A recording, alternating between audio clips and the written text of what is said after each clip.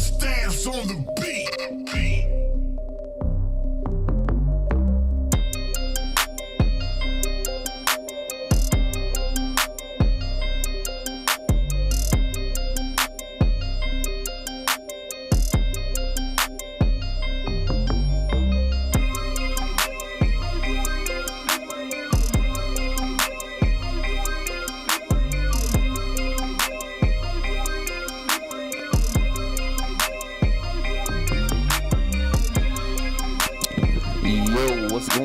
What's going on, man? Y'all know what time it is. It is time to review some new shit. You feel me?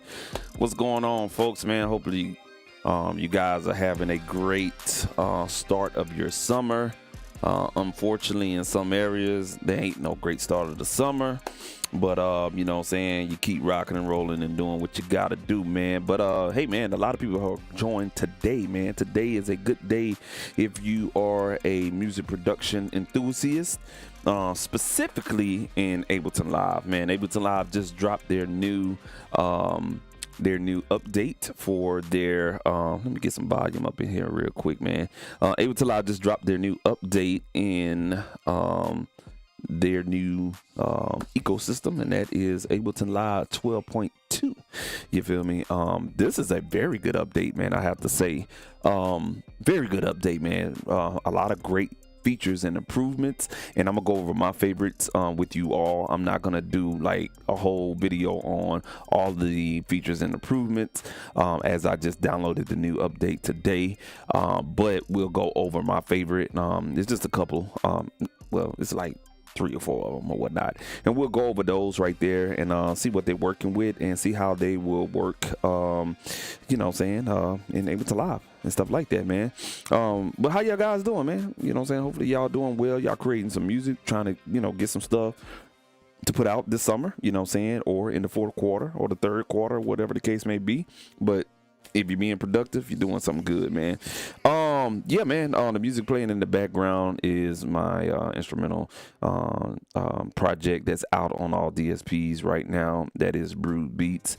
So make sure you go ahead and check that out, man. Go ahead and scan that QR code right there, man, and give it a listen in your leisure time. And give me 30 seconds to 60 seconds, man, of your listening, and check out Brood Beats instrumental project, man. Without further ado, man, we're gonna go ahead and jump into Ableton Live and check out these features that are my favorite, and we're going to talk about them a little bit, you know what I'm saying. As I mentioned before, you know, Ableton Live is a really good really good update, man. This time around, I ain't gonna even hold you, bro. A really great update, and you know what I'm saying, stability is real good in it too. I don't know what was going on in the 12.1 update. Something was off, because the initial update with Ableton Live 12 was really good. However, the that 12.1 update, it wasn't rocking with me, and stuff like that. I had problems. I ain't gonna even lie to you. It brought my morale down, you feel me, or whatnot. I feel like my audio is distorted a little bit.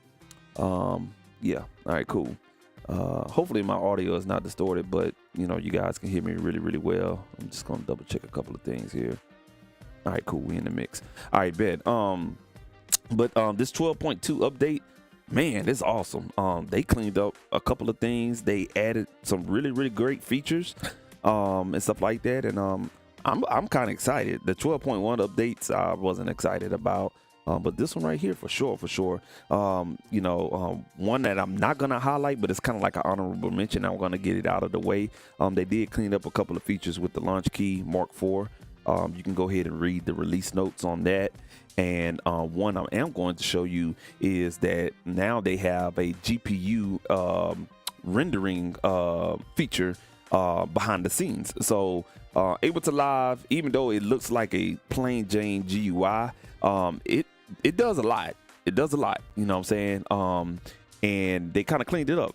So instead of using all of your CPU resources, they have kind of like offhanded that. And if you have a GPU on your system, and that means a graphics card accelerator, something like NVIDIA or Radeon or something like that. I think it's like Radeon or whatever. But if you do have a graphics card on your system, all the graphics can run on that card, and that takes a load off of your CPU. For me, that is awesome. For real, that is awesome, because I was dealing with some CPU performances, and this is definitely a great ad. So I'm gonna show you where that's at. I'm gonna go ahead and turn this music down just a little bit, man, and I'll go ahead and get in here, because I'm not gonna take up too much of y'all time tonight. You feel me? Tonight. I'm gonna say it tonight like that. You feel me? All right, cool.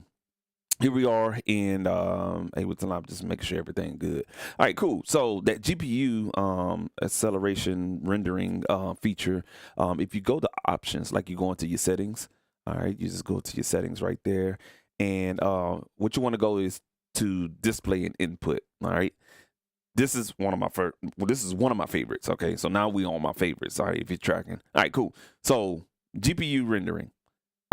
If your DAW has that, utilize it. What that does is all the waveforms and the craziness with the GUI for us, like the look of the actual DAW, all of that processing will be offloaded onto the actual graphics card processor. So it'll free your CPU up to do what it needs to do for us, the production, running the sounds, and all of that type of stuff, versus also running the graphics and the look of the DAW too. And I've saw a lot of significant performance. I've been kind of testing it off and on today. I downloaded this morning, but I've been kind of testing it. It's actually running really, really smooth. But what you want to do is go to settings, and that will be options at the top left, settings at the bottom on that little drop down option board. And then you'll open up this window here, and then display input, first tab. Right underneath zoom, it's gonna already be in off position. Okay, and I don't know if you guys can really see it, and we really don't have nothing going on in Ableton Live right now, but if I was to turn that on, that will enable the GPU rendering to start on my graphics card. The system I have a GeForce RTX 1070 GPU card. I think it has got 8 gigs of the 8 gig of RAM. I think it's 8 gig of RAM, and stuff like that. So it's pretty good. When I turned that on, I noticed on my performance meter here, it was solid 2%. It dropped down, and it's kind of hovering 1% to 2%. You know what I'm saying? And if I was to hit that drop down button here, and let me see if I can hide my little yeah right there. All right, cool. Hopefully you guys can see that. Let me hit that drop down button one more time on those processing. So if you can see that right now, we do have it on. All right. And the current is about, 3%, 4%, average 2%. All right. If I was to turn it off, I want to see what the current is now. So it's like it was holding steady at 3, but now it's trying to creep up into 4. And the average is like 2 to 3, 2 to 3, 2 to 3, 2 to 3. But if I was to, I thought I turned it off. Okay, turned it off there. All right, there it is. Okay, so my bad, y'all. The GPU rendering now is off. I thought I had clicked it off. Okay, so the current is actually 4. It's jumping, it's mostly holding steady on 4, but jumping back to 3, it's spiked at 5. Okay, and the 2 is holding damn steady. You'll get a little glitch of 3%. All right. If we were to turn that back on and then go back here, now it's going like 2 to 3, 2 to 3, 2 to 3, and the average is like holding steady at 2. So the GPU rendering is actually doing something behind the scenes. I don't know how much it's going to save you. You would definitely have to have like a whole session in order to, understand what it's doing, and to actually see the results. But I can tell you right now, it's helping, because I kind of played around with some stuff earlier. So that is one of my favorite features. Go ahead and enable GPU rendering so you can take a little bit of that load off of your CPU. All right, we're going to move on to the next favorite, and we're going to go ahead and just get off the bat, man, address the elephant in the room. Everybody's been talking about it 2-3 months out since the first beta came out for 12.2, and that is the auto filter. All right. Like everyone has said, everything I've read, everybody say they go to and they use auto filter all the time. I don't use it all the time, but when I need to use it, I go to that. You see what I'm saying? Auto filter is a really, really good audio effect device in Ableton Live. I've been using it since I've been on Ableton Live. It's been wonderful. Every time you use it, every time you're gonna use it on something, it's just the bomb. You see what I'm saying? What I'm going to do is pull up a stock Ableton instrument here, and we're gonna get some of the basic Ableton instruments we can find, and that's in analog. Let me see if I can just pull one up for you guys so we can actually have a fair test run and everything like that. So when you pull up like an Ableton device instrument, normally you will have, you know, saying some stock instruments. You see what I'm saying? And pretty much every Ableton Live device will have some type of filtering going on, but it's not dedicated to the actual audio processing, if that makes any sense. So what you'll do is, you know what I'm saying, go ahead and pull up that auto filter. And when you pull it up, man, it's really, really cool, bro. They kind of changed some things around, you feel me? Not too much, but they changed some things around, you feel me? But the frequency, they kind of rearranged some things and added some things. I'm not going to go in depth with it, but we're going to kind of play around with it. All right. So the freak, of course, you know, the freak knob is what it is, the freak knob, right? I'm trying to see the first knob on my Novation Launch Key Mark IV is affecting the filter type. Okay. This is the fun.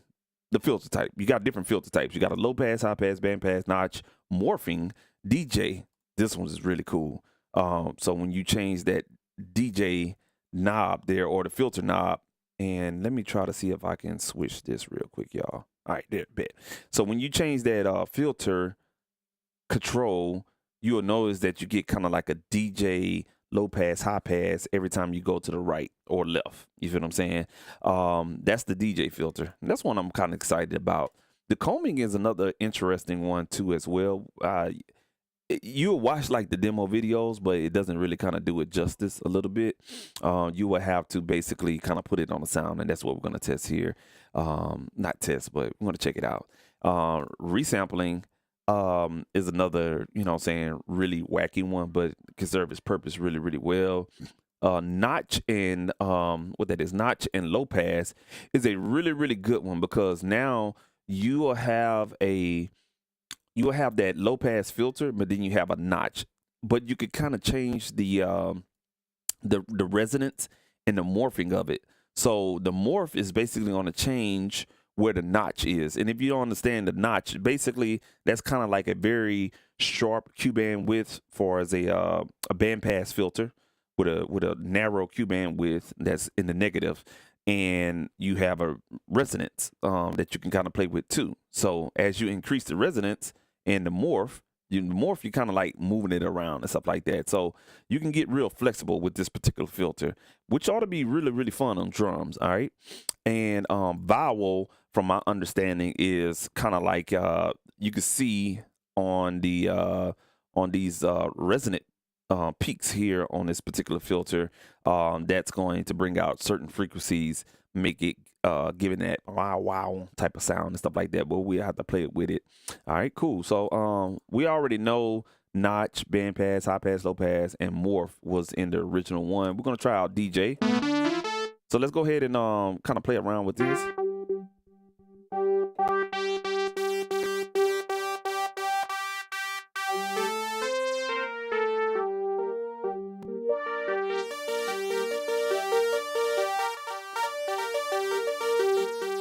I like it. I like it. It serves the purpose. It kind of, and it'll probably work best if you're like, you know what I'm saying, doing automation and everything like that. Of course, when you sweeping it, you could turn up the resonance here. And I'm kind of like controlling this on my keyboard controller here. So we turned up the resonance at 90%.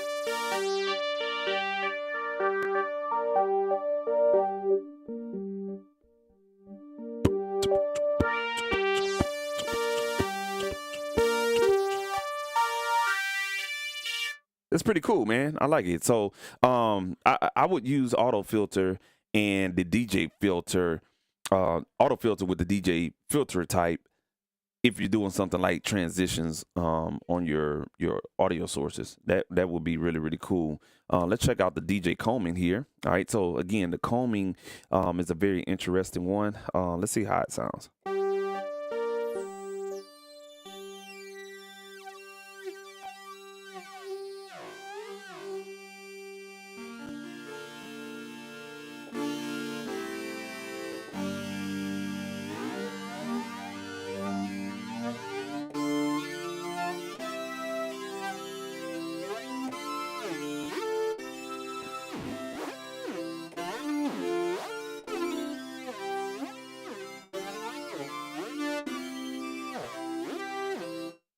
That's nice. That's nice. That's different. When you, I noticed something like when you're playing a, let's say a chord, you can see in the lower frequencies the waveform starts to separate just a little bit. If you can match the wider curves in this filter with the lower frequencies in your sound,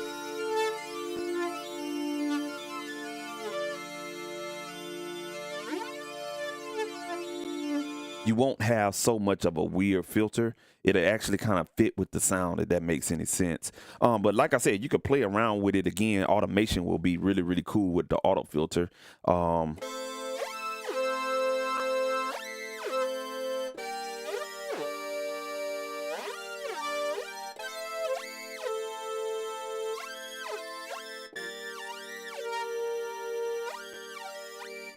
That's fire right there, man. That's fire right there. So what we're gonna do now, just to make this live stream a little interesting, we're gonna pull up the new UJam Beatmaker VST, so we can have some drums to, you know what I'm saying, groove with and stuff like that. Y'all don't have to listen to my my voice all the time.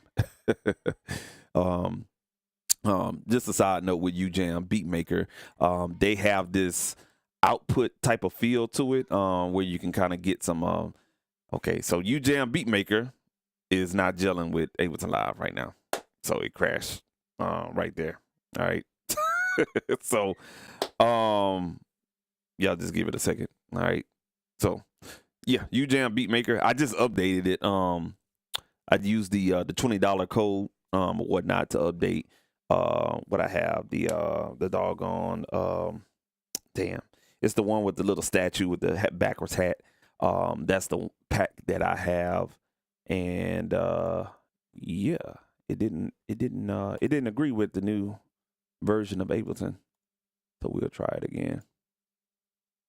So y'all give me 1 second. Hey, it wouldn't be my, like my boy DJ Big Red say, it wouldn't be my live stream if nothing would if nothing would cancel there. Or whatnot, and I think I know what the issue is. I have UJam up already. Let me go ahead and cancel that really, really quick in my processes. All right, cool. Let's try to see if this thing will open up. It's going hella crazy. There it is. All right, cool. Y'all just give it a couple of seconds. It's gonna open up and whatnot. But yeah, back to what I was saying with UJam Beatmaker. I like the layout. The UI is pretty cool. They have implemented some type of drum loop pattern type of bass, excuse me, in their Beatmaker instrument, and it kind of cleans up the graphics. Now you have a dedicated mixer for each of the sounds, which is really, really cool. Effects for each of the drum sounds in there as well. But like I said, you know, with any new release, you're going to have some things that I experienced, you know what I'm saying? You may experience it, you may not. But on my system, the two is not talking real or whatnot. So we're just going to wait for Ableton to load up here or whatnot and get back to auto filter, of course.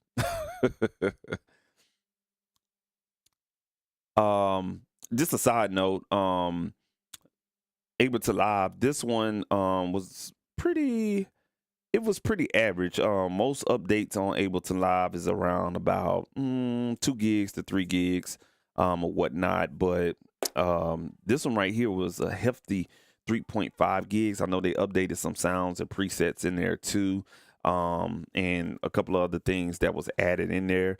But this one was it was a pretty heavy download, or whatnot. But once I installed it, and you replace your old build, or your old version of Ableton Live, it works really, really well.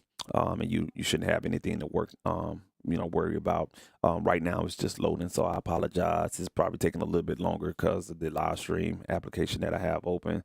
So y'all just bear with me or whatnot. I'm trying to give y'all a, a little bit of fill in. But with this version of 12.2 though, that download file is really, really big. I know it depends on, there's one Ableton Max for Life device that they added in the new update, but you have to download that off your account, and that's expressive chords. That's one of the favorite features that I have on my list that we're gonna check out right now. Ableton Live is just kind of like asking me, to recover what we was doing there. So it should pull up my Ableton Live devices and auto filter. So y'all please bear with me or whatnot. And I guess we won't use UJam. Normally when it crashes like that one time, it'll happen. UJam is one of those companies that keep up with all the dolls. So the next little micro update, that should get fixed or whatnot. I always had a problem with UJam and Ableton Live. For some reason, it'll work and sometimes it won't work. You feel me? So yeah, we're just right now. If you guys y'all just give me 1 second. It's just starting max. I did notice a slow startup on my end with Ableton. It took a little while and stuff like that, and everything like that, because it's a lot of things, a lot of good little features that they added in there. So y'all, what this is, it's restoring the live set. It's at 22% right now. So yeah, man. But speaking of that, I guess I can play some music, I guess, while it waits. We ain't got that much time. Yeah, it's on 39%. It may take a little bit of while, or whatever the case may be.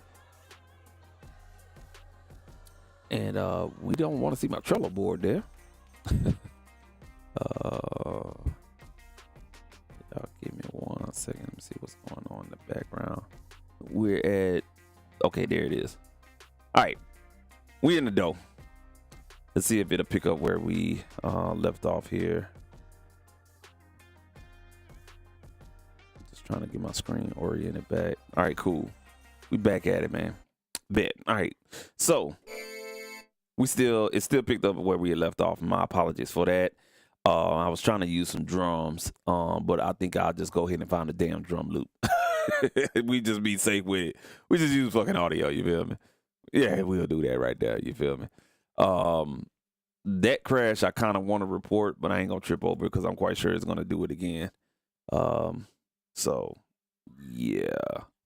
And I'm trying to remove this situation here. I'm just gonna let it settle down because you can see right here, there it is. All right. See if we can erase that. All right, there we go. All right. It's something about streaming and live and Ableton Live. That shit just don't like it. If you kind of watch some of my live stream, Ableton Live and streaming don't work together, but we working on that, man. I'm actually finally found my PC. I'm gonna go the mini PC route. I'm not gonna get another laptop. I'm gonna go the mini PC route. I found a really, really good one under $700, man. Not bad at all. All right, let's go ahead and get a drum loop, man, because I'm not doing this tonight with any VSTs crashing my goddamn Ableton Live, making me look stupid and everything like that. Let's go ahead and get a loop here really, really quick.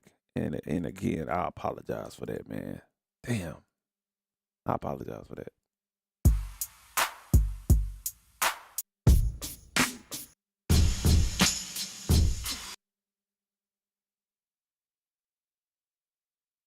If we could find something that's worse.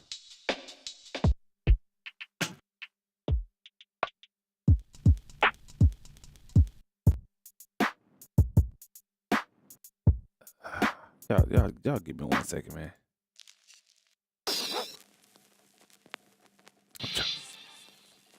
The fuck?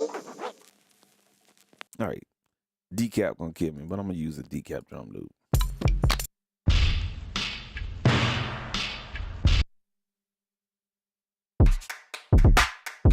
Fuck it, we'll use that.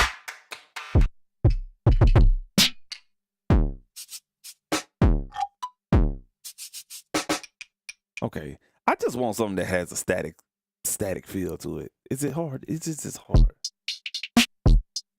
Shit, we'll use that. Goddamn, you know what I'm saying? Just want something with a static feel to it. That's all. I ain't being too stingy. Let me adjust my tempo here real quick. All right, cool. Now that we finally got something, and let's go ahead and bring that back. All right.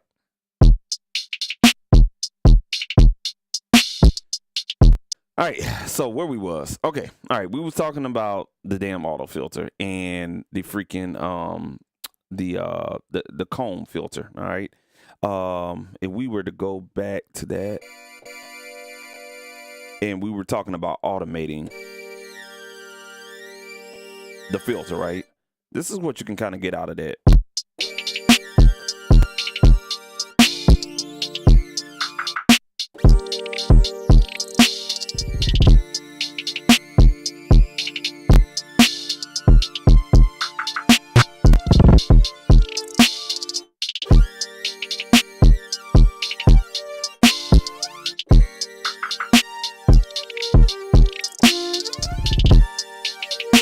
Okay, you can get that right there. And you can also do some cool things like, let's say for instance, you want to edit the MIDI map there, and come on, bro, I'm trying to edit the MIDI map. Okay, damn. All right, we'll click this. We'll click this parameter here, and I'm gonna move my modulation wheel. All right, and once that pick up, we'll just get out of the MIDI map. And now when I use my modulation wheel, I could turn that a little bit more easier. So let's hit play again.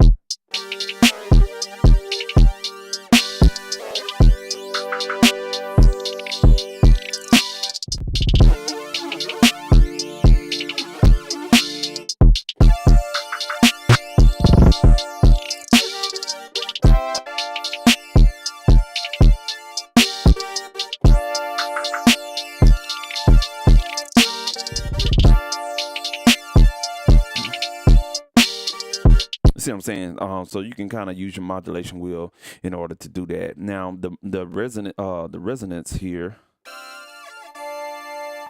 we can kind of play with that and see. You're just kind of changing the curve here, and then the morphing. If you don't want it to be so grainy, you're not going to hear too much of that combing effect.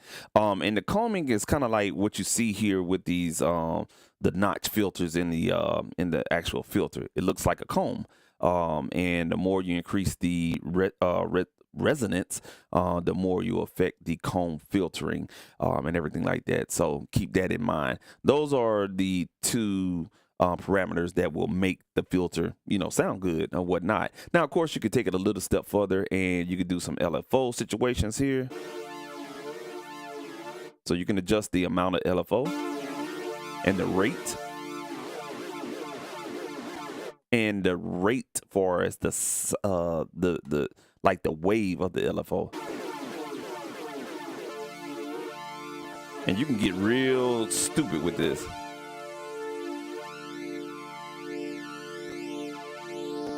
And then the envelope. All right, and so if you hit play.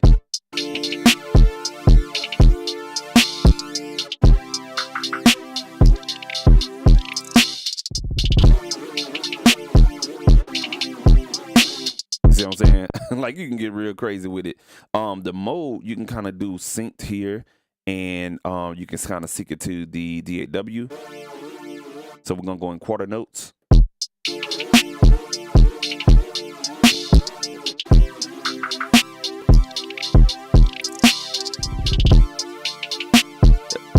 So the less LFO amount that you do, the more it'll sound a little bit more musical.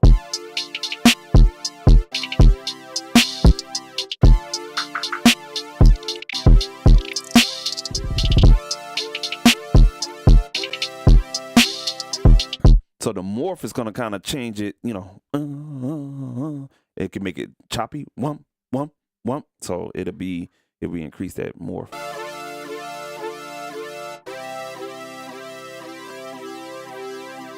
Come down on that morph.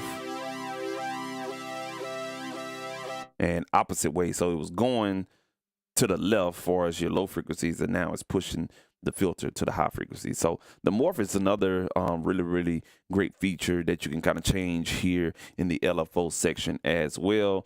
Now we're going to navigate over here in this section. That's the drop section.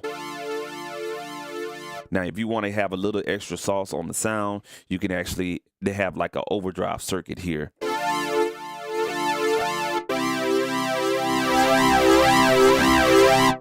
You want to fuck some shit up? That drive section is the truth. All right. Along with the drive section, I'm not exactly sure if a lot of you guys are familiar with, synthesis. But most synthesis, they have different filter types or whatnot. And right here, you'll have different filter types you could choose from. And that's going to affect, you know, the drive saturation that you're actually playing around with. So we were on this SVF filter circuit. So right now we're going to be on the MS2. I know the MS2 is it's dealing with chord synthesis or whatnot. All right, let's go to DFM.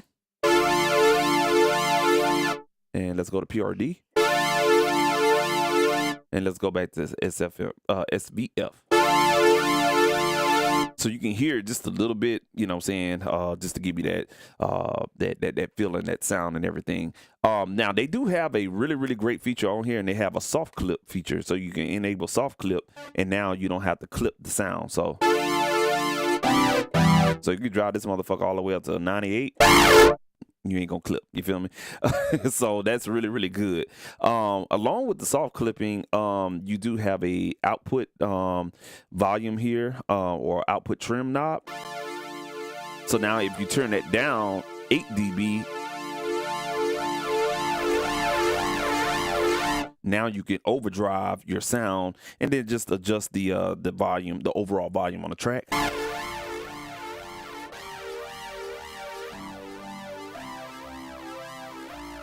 That would be a great fit for the drums.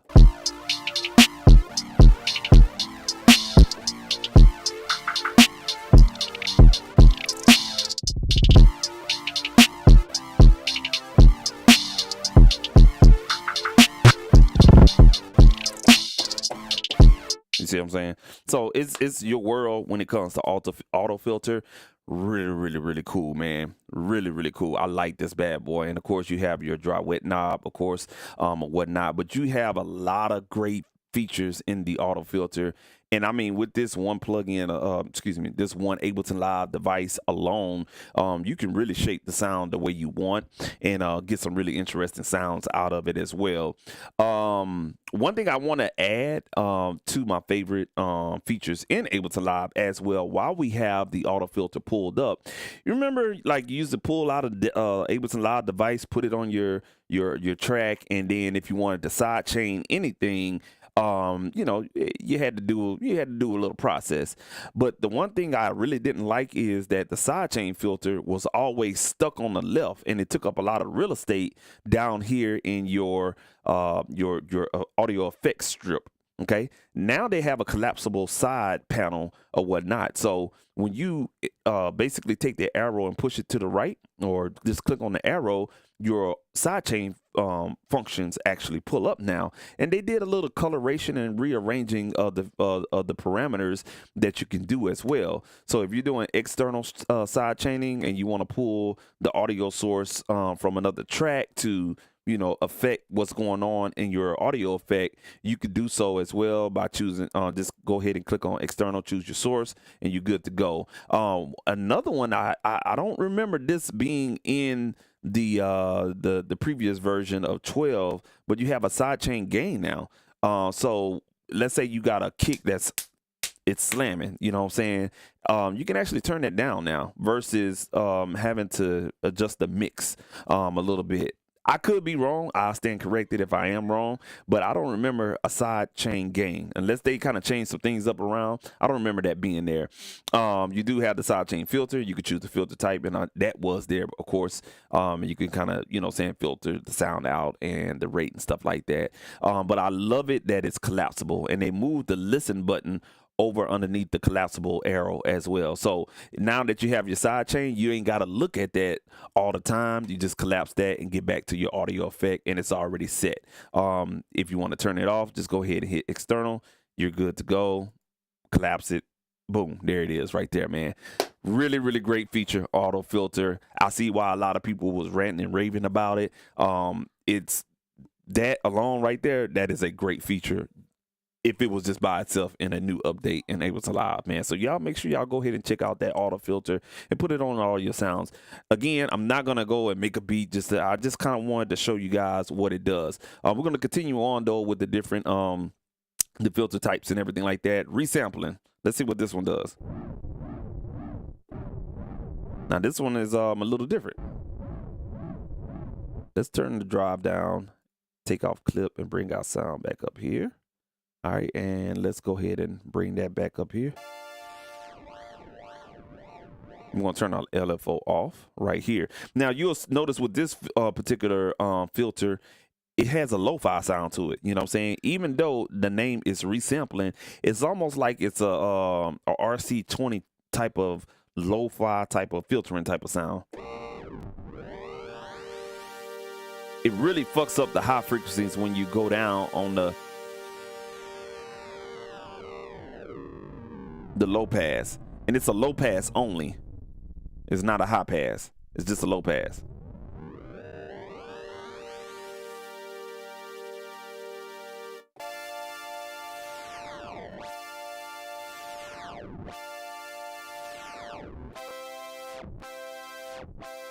I like that right there. Along with the LFO though, you have a phasing situation here. So if you was to have LFO amount, you can kind of throw off the phase here, and you can see on this graphic, there's a orange and a green filter line. That's probably affecting, it is affecting the left and the right signals of your stereo signal. So when you adjust and play around with that phase feature, you'll notice like you'll have like a stereo effect. It'll give you that stereo effect. All you're doing is throwing off the phase of the left and right signals, all right? And then you can separate those a little bit more and have them go and do their own thing, you know what I'm saying? Kind of like a snake movement type of situation. So let's try that out.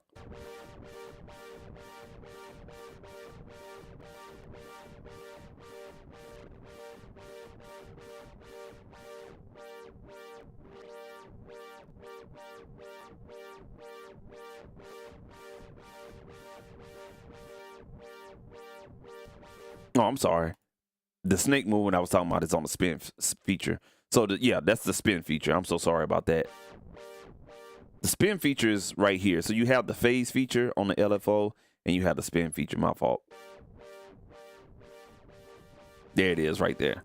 And you can hear your ears, like in my headphones, like my motherfucking my eardrums is kind of, you know what I'm saying, doing something weird. But all we're doing is just throwing those left and right filters that's in unison with the stereo signal. They're doing this right here. You know what I'm saying? They're following behind each other. And the cool part about it is on both phasing and the spin feature, you can have that sync, or you can do it in steps. Really, really cool, man. So let's say, for instance, I want that to kind of like move in eighth notes. Check this out.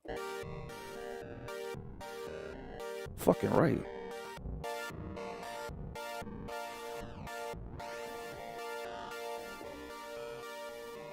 Now let's play that with the beat.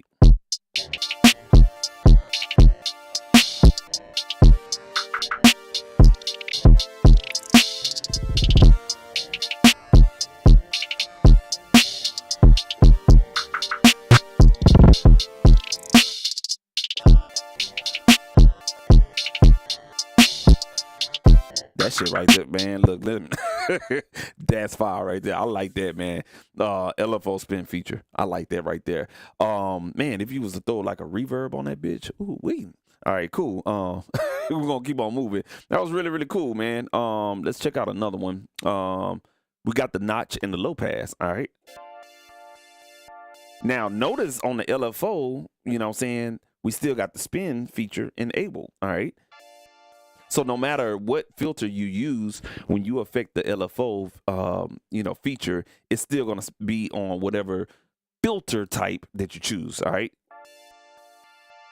And of course, when you turn down the LFO amount, everything in this little gray box here and also up here in this little black section here where it says LFO when you're affecting the spin or the phase, it will I'm sorry, I'm watching the finals. All right, damn Pacers, they can't get it right. It's also going to be affected by the LFO amount. So the LFO amount parameter is the main bread and butter of the LFO effect. No matter how you do what you do, whether you do wave morph mode, the LFO spin and phasing features or whatnot, the amount is always going to determine how much you're going to hear with the LFO effect. All right. Let's play around with the parameters for this particular filter type here. So we're going to adjust the resonance.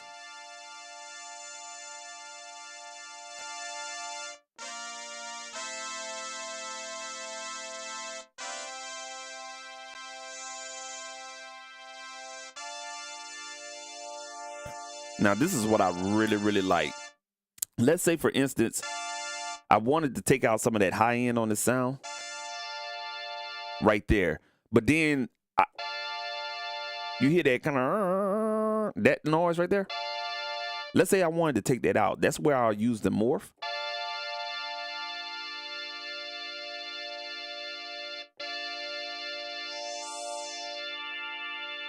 So if you ask me, the notch and low pass filter type is more of a corrective tool, if that makes any sense. So it's almost like having two filters in one. All right.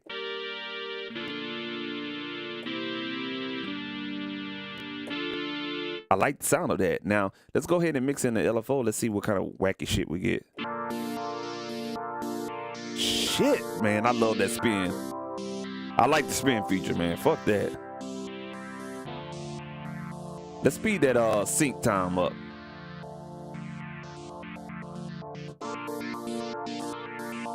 Shit, man.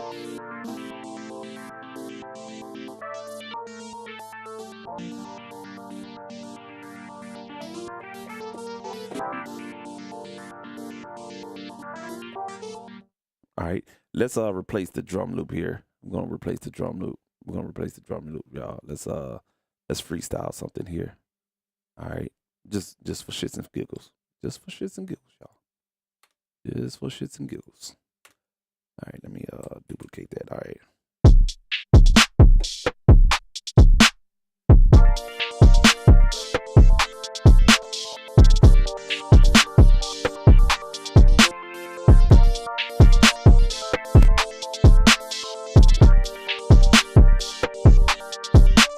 Now that was with chords. Now I'm gonna play this with one finger.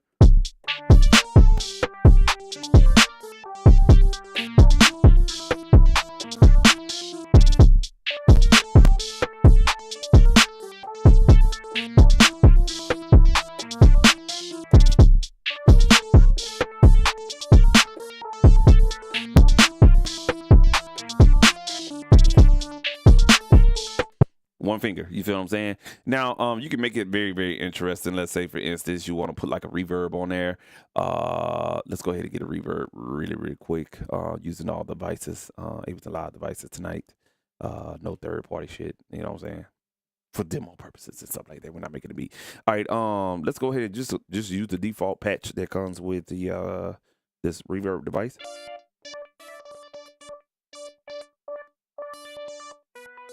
Oh shit, I put that on the wrong one. Oops, my bad. All right, we got a little reverb. All right, let's play that.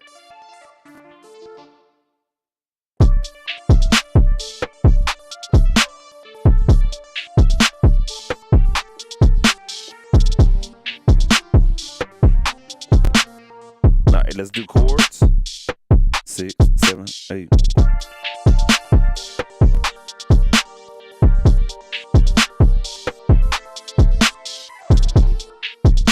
All right. This will increase the reverb.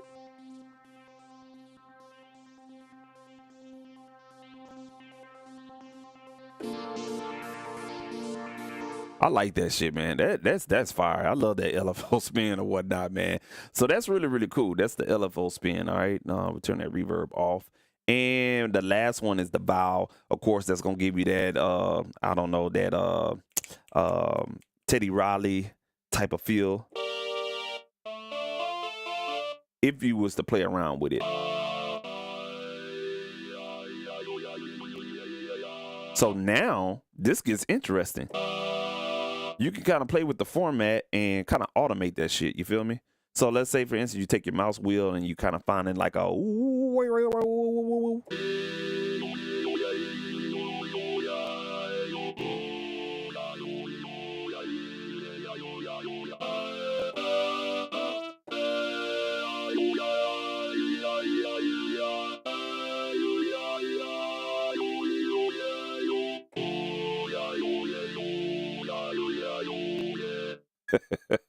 I like that. All right, let's see what the morph is doing. So the morph is kind of like the resonance and stuff like that. So seems like it's just raising up the high end.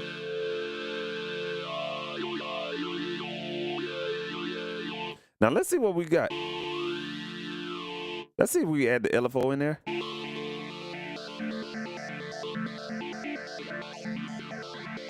So the LFO amount is definitely going to throw off your format feature on here.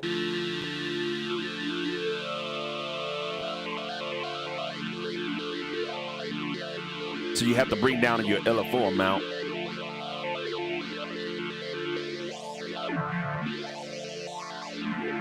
Now you notice there's a dot in here. On any of these filters, you can kind of play around with this. Not any of them. I'm so sorry. Oh, yeah, any of them. There's a dot in here, and you can kind of use your mouse as like a XY pad. So now,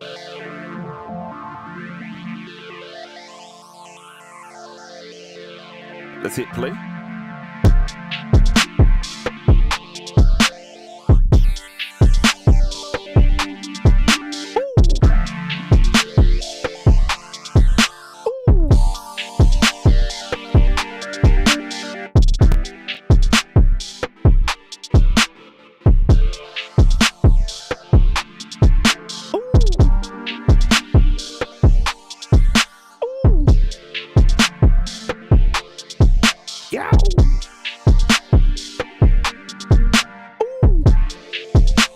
Fucking fire, man. I like this, man. I told y'all auto filter, this bitch jamming. This motherfucker is nice, man. Just get in there, man. There's no right or wrong way to use auto filter, and with any Ableton Live device, there's really no wrong or right way to use it. As long as your ass being creative and that motherfucker jamming, it don't even fucking matter. You feel me? So that's auto filter, man. We're gonna move on to the next little jive right there. Now I'm gonna keep everything in place. You feel me? What we're gonna do is actually I'm gonna take what I did, and we're going to fuck around with that. So let's go ahead and record it real quick. All right. Because it's going to lead into the next favorite feature that I like. All right. So let me get my ass right real quick. All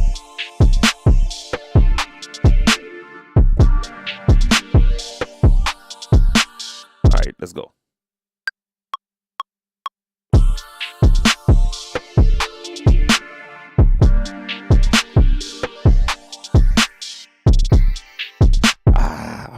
I fucked that up. But we're going to use that for example. All right. So we got 4 bars, right? All right. Don't do this to me, Ableton. Don't do this. God damn it. All right, cool. So we have a 4-bar pattern, right? You know what I'm saying? Just a simple two chord, right? So what we're going to do is double that. Okay? We're going to double that, all right? The next feature, y'all already know, man. Y'all already know what the next feature is. Y'all already know, man. If you don't know, you're about to know, all right? So the next feature is going to be, we all know what freeze and flatten is, right? Freeze and flatten was the shit You know what I'm saying? Like it definitely help you save on CPU resources and stuff like that, and really just commit, the sound to audio. And with freeze, it was always weird because you will see freeze and then you see freeze and flatten, or it used to be freeze and flatten tracks. And then they implemented freeze and flatten. The fuck? Stuff like that. But now what they have implemented is called bounce in place. And this one is really cool because bounce in place is going to create you a new track and still retain your original sound source track, but it's going to create you a new track. And I think you can select whatever you want. Let's say, for instance, on this clip right here, you can select whatever you want, and then we can bounce that in place. You feel me? Create a new track, and we can put like a new performance in this one section here and keep the original performance to kind of be a little bit flexible. And I'm gonna test that theory just to make sure I'm saying that right or whatnot. But the bounce in place is pretty cool. You can still freeze your track. So if you go to your track here, you right click and you can freeze the track. So we could commit this track to a frozen track. You know what I'm saying? It's gonna save the audio as a temporary solution, and basically take the stress off your CPU, right? But let's say, for instance, you want to bounce that whole track. You got bounce track in place. All right, I said bounce in place, bounce track in place. Now that whole performance is going to bounce in place and create you a new track, if I'm not mistaken. So let's go ahead and try that out. If my shit crash, I apologize, but you see it on the screen, bouncing arrangement, create a new audio track. No, it doesn't. Okay, so I'm wrong. All right, I'm wrong. All right, so it basically, it took the two clips and created two audios. Before, it used to take like your two clips and just create a whole audio, like a whole 8-bar part audio. In this one right here, bounce track in place, it seems like it's taking whatever information is that in that track, from the pre-process to the post-process. It's taking everything and creating it. All right, we're gonna undo that function or that action. All right, we back to our MIDI. All right, let's hit play.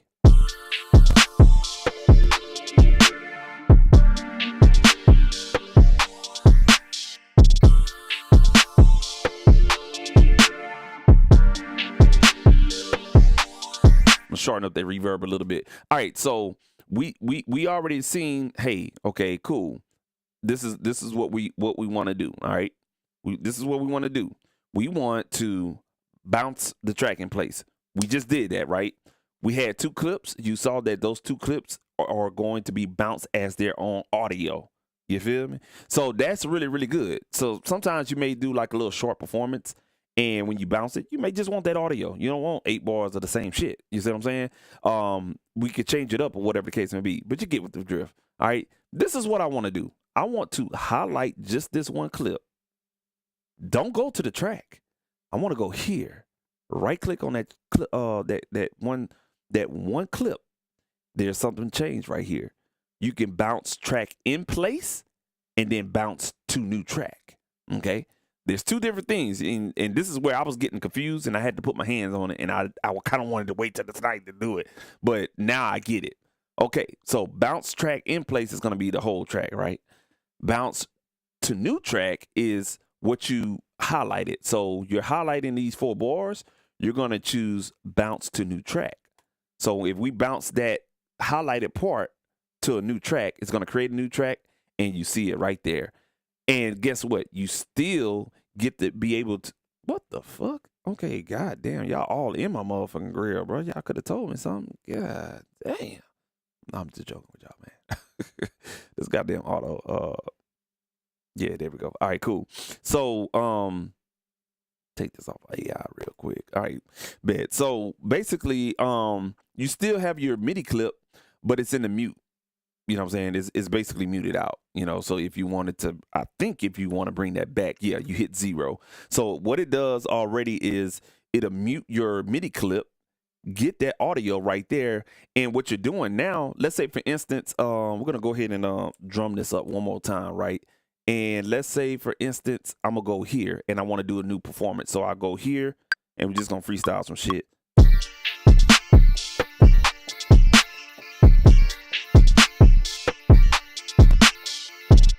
All right, cool. I just fucked some shit up, you know what I'm saying? It's all good. Now, let's say, for instance, I edit my MIDI clip, you know what I'm saying? Go up in here, tighten up the doggone, the quantize and everything like that, you know what I'm saying? You know what I'm saying? Choose 16th note, come here about a little bit right there. I bet. So I fixed everything, get rid of some duplicate notes here. All right, boom. All right, so we cleaned that up right there. Now, I tighten it up, make sure, you know what I'm saying, it's in timing, bounce a new track.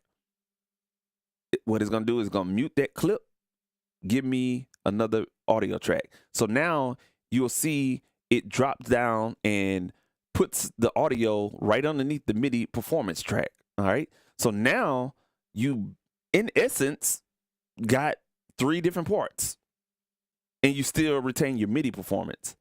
So if you need to drag that over and do your arrangement, you can do so. So if you're out there and you're arranging your tracks and everything like that, say for instance like this right here, you know what I'm saying? Let's say we're doing a little arrangement here and we hit play.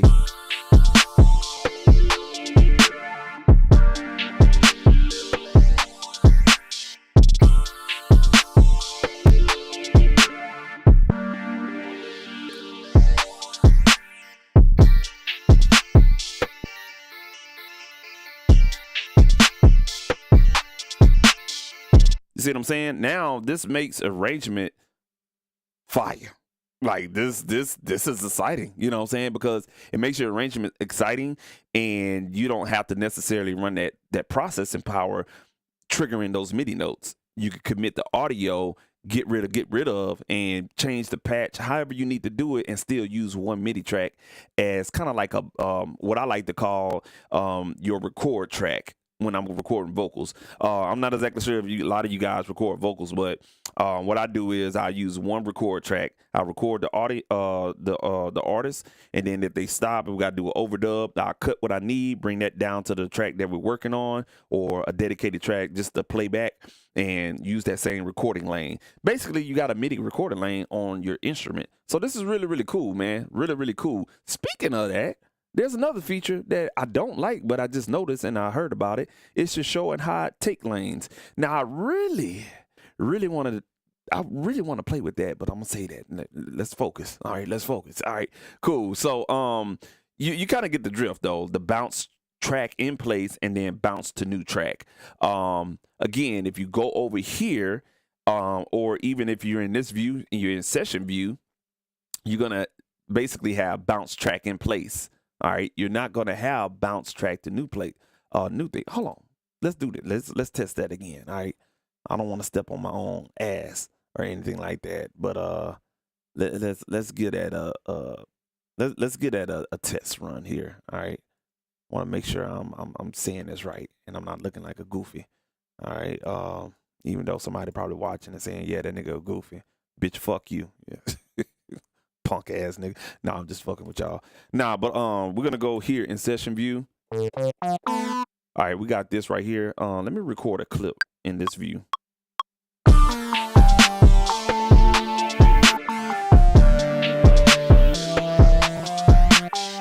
right, just record some bullshit or whatnot. What I want to do now with this particular performance, here in this particular view, what I want to see if you're going to get bounce a new track in session view, and you do. Okay, I just wanted to confirm that to make sure it works on both views, because we were working in the arrangement view, but we're in the session view. So both ways work, you know what I'm saying? When you choose your track and you highlight the actual track header, whether you're in session view or arrangement view, you know what I'm saying, you're going to right click and it's only going to give you bounce track in place. And that's only when you choose the track title bar or the track header. I call it the track header. All right. But if you choose the MIDI clip, the actual MIDI clip for the performance, you right click on that. Then you're going to get 3 choices: freeze track, bounce track in place, or bounce to new track. All right.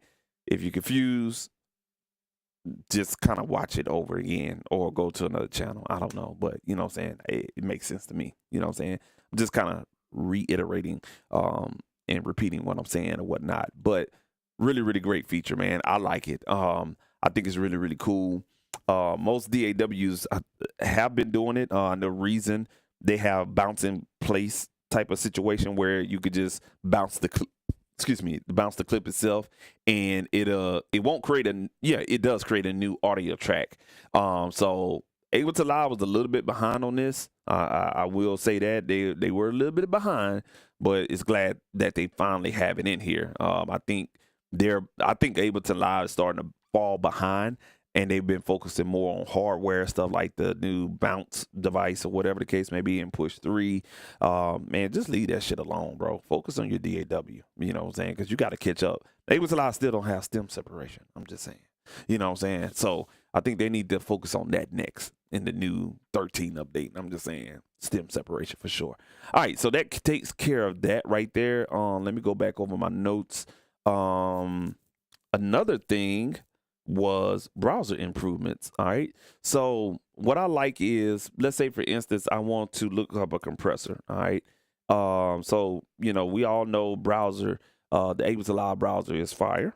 You know what I'm saying? And you could type in a certain name like compressor, and you go to your plugins. What's going to happen is it's going to give you all the compressor plugins that it could possibly find in this fairness or whatnot. This is really, really cool, man. If I like the compressor tag for us looking up, you know what I'm saying, things in the plugins, for example, I could just hit this plus button here and it's going to add it over here in my library. So if I like searching for compressors in different sections in the libraries, I just go ahead and hit that little hamburger plus button, and it'll create you a new library tag, and we could just choose compressors, and then on top of that we could choose a new icon. I think that shit is really, really dope. And it's really worthwhile. So I need to find an icon that looks like a goddamn compressor or something like it. And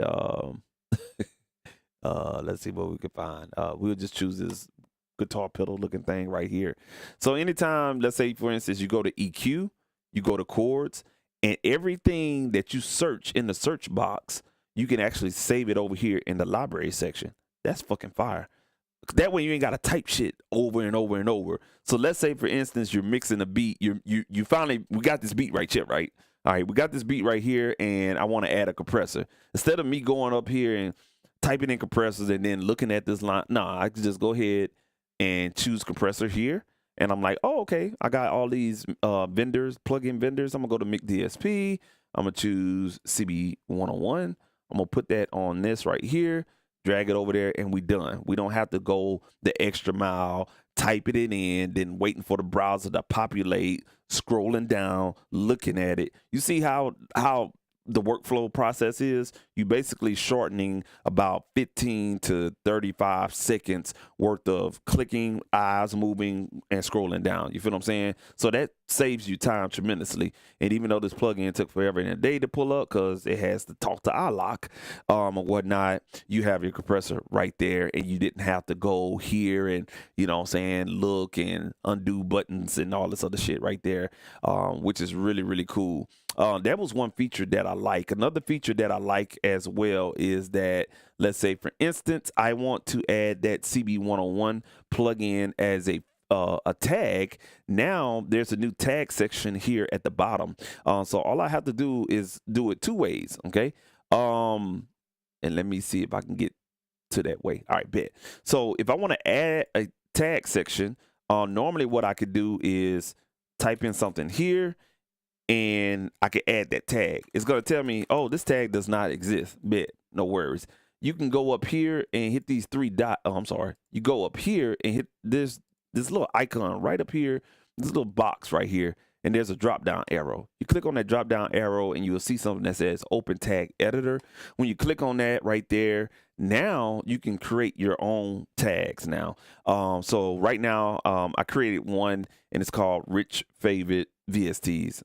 If you don't know, y'all probably hear me saying Super Mario, but my government, you know what I'm saying, I'm Richard. So I call it Rich Favorite VSTs. All right. Don't fucking laugh at me. But you know what I'm saying, I created basically a new category, and then I have my own tags now. So I'm gonna add a new tag here. So again, to get to that part right there, you have to open the tag editor, okay? And it's gonna be located all the way up at the top of the browser, the top right corner. There's gonna be a drop down arrow. You click on that, you're gonna see open tag editor. You click on open tag editor and it should pull up, and I didn't click on it. And you can create your own tag or your own group. In this case, I created my own group / category. Then I'm gonna add a new tag and I'm gonna call this compressor or comp. All right. I'm gonna hit enter, and now that should populate. All right, cool. It takes a little while to populate, and now for that one plugin, I'm gonna go ahead and highlight compressor bank CB101 from Mic DSP, and I'm gonna check off comp. Now that is a tag VST now. So if I go here and I just close out an open tag editor, I choose compressor bank CB101, and that item is selected, and it's now a part of my tag and stuff like that. All right. So you can see here, right here at the top, you'll see all your tag groups, and you can see that it's Rich Favorite VST and it's tagged as comp. All right. So that's one of the things that I definitely like, that they improve the browser improvements as well. Another thing is the browser content columns, and you can see here now. It used to be before your content columns. They kind of rearranged this a little bit. So now you have choice to kind of move some things around. If you want the name over here, you want the rank here and the type there, you could do so as well. And you can show, or you can hide all your extra columns as well, man. So they did make some changes there as well, man. So you got quick tagging, you have your filter view, tag editor, and the icons as well, man. I think that's really, really dope. Other things that they added on here as well is, I'm trying to find that shit to write down, is I talked about the side chain. I think that's it, man. I think that's all of my favorites. Yeah, that's all of my favorites. I'm just looking over my notes. Yeah, that's all of my favorites. The other thing I was going to talk about, and I added it to the end, is that doggone note lane. All right, the note lane that they have in the arrangement. Okay, so basically in the arrangement view, let's say for instance we wanted to add some drums, right? And this is gonna help, and I think this is gonna help, and we're gonna prove that. Let's say for instance in Reason, right? We don't want to use Ableton Live's drum rack, or we could use Ableton Live's drum rack. Okay, let's use the native stuff first. All right. Let's go ahead and get some drums. All right, and we're gonna mute this. Actually, let's do this real quick.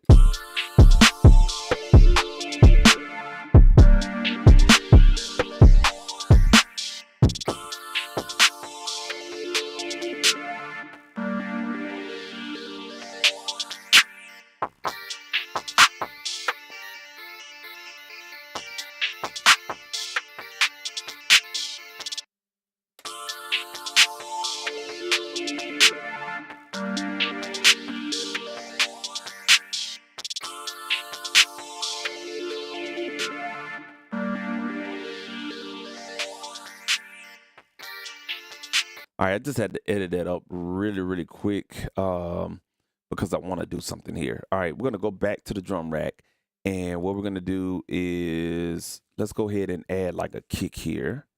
All right, and put that on the drums. All right, and we're going to go ahead and do a snare.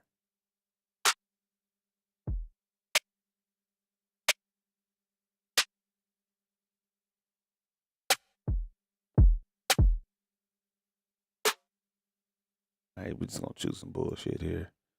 All right, and on the kick, let's go ahead and crop that.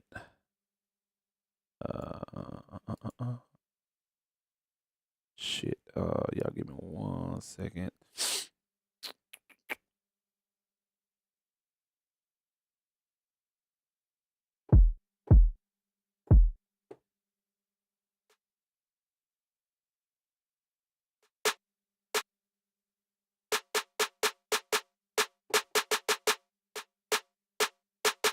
All right. All right, cool. So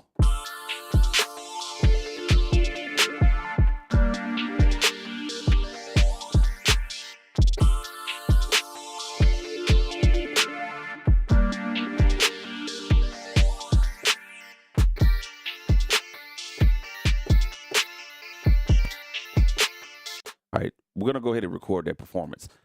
It's the method to my madness. Again, on each of these MIDI tracks, let's say we choose this one right here, right?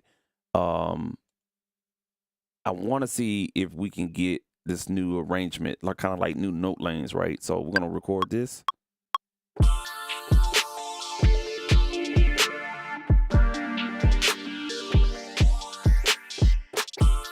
All right, just got that 4-bar pattern. I'm not gonna worry about quantizing. All right, shorten it up, right? What I want to do is see if you can insert a new take lane, and here it is right here. So this is an improvement, or they call it arrangement improvement. I think this is a arrangement implementation. All right, so you right click on your MIDI track and you go down and you want to insert a take lane. All right, so now I'm inserting a take lane. You can see what I just did is right here at the bottom.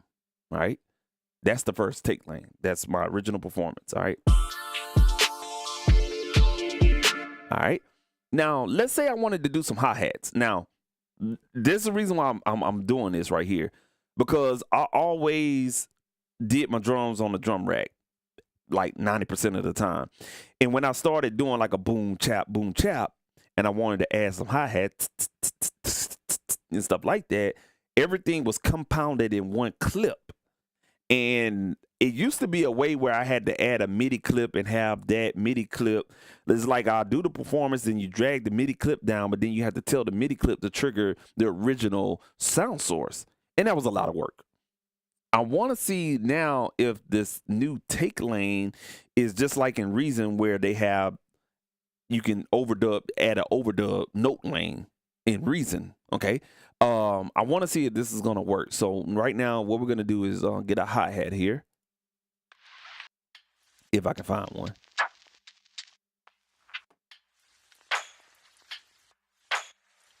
Okay. And these goddamn sounds just they just always want to be an asshole. I'm always looking for something specific. Just don't get it. All right, let's use this hi-hat right here. All right, and let's edit that real quick. All right, so let's say, for instance, I wanted to do this right here on top of the boom chap, right? Let's get a little bit of volume.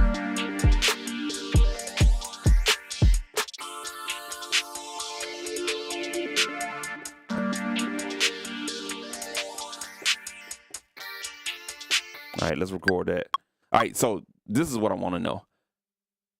We got new take lane. We'll choose that. All right.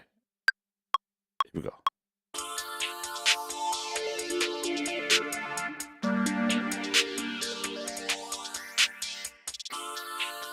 All right, so we recorded the new take lane, but guess what? It recorded over. It's probably because I didn't have the overdub button on. So let's go ahead and undo that. Hit the overdub button on. Let's do that again. Okay. So these little horns is telling us, hey, we need to play both of these. You can keep that the doggone kick situation here, but what we're gonna do, yeah. So, and it's not doing what I thought it was doing. All right, let's play that back one more time.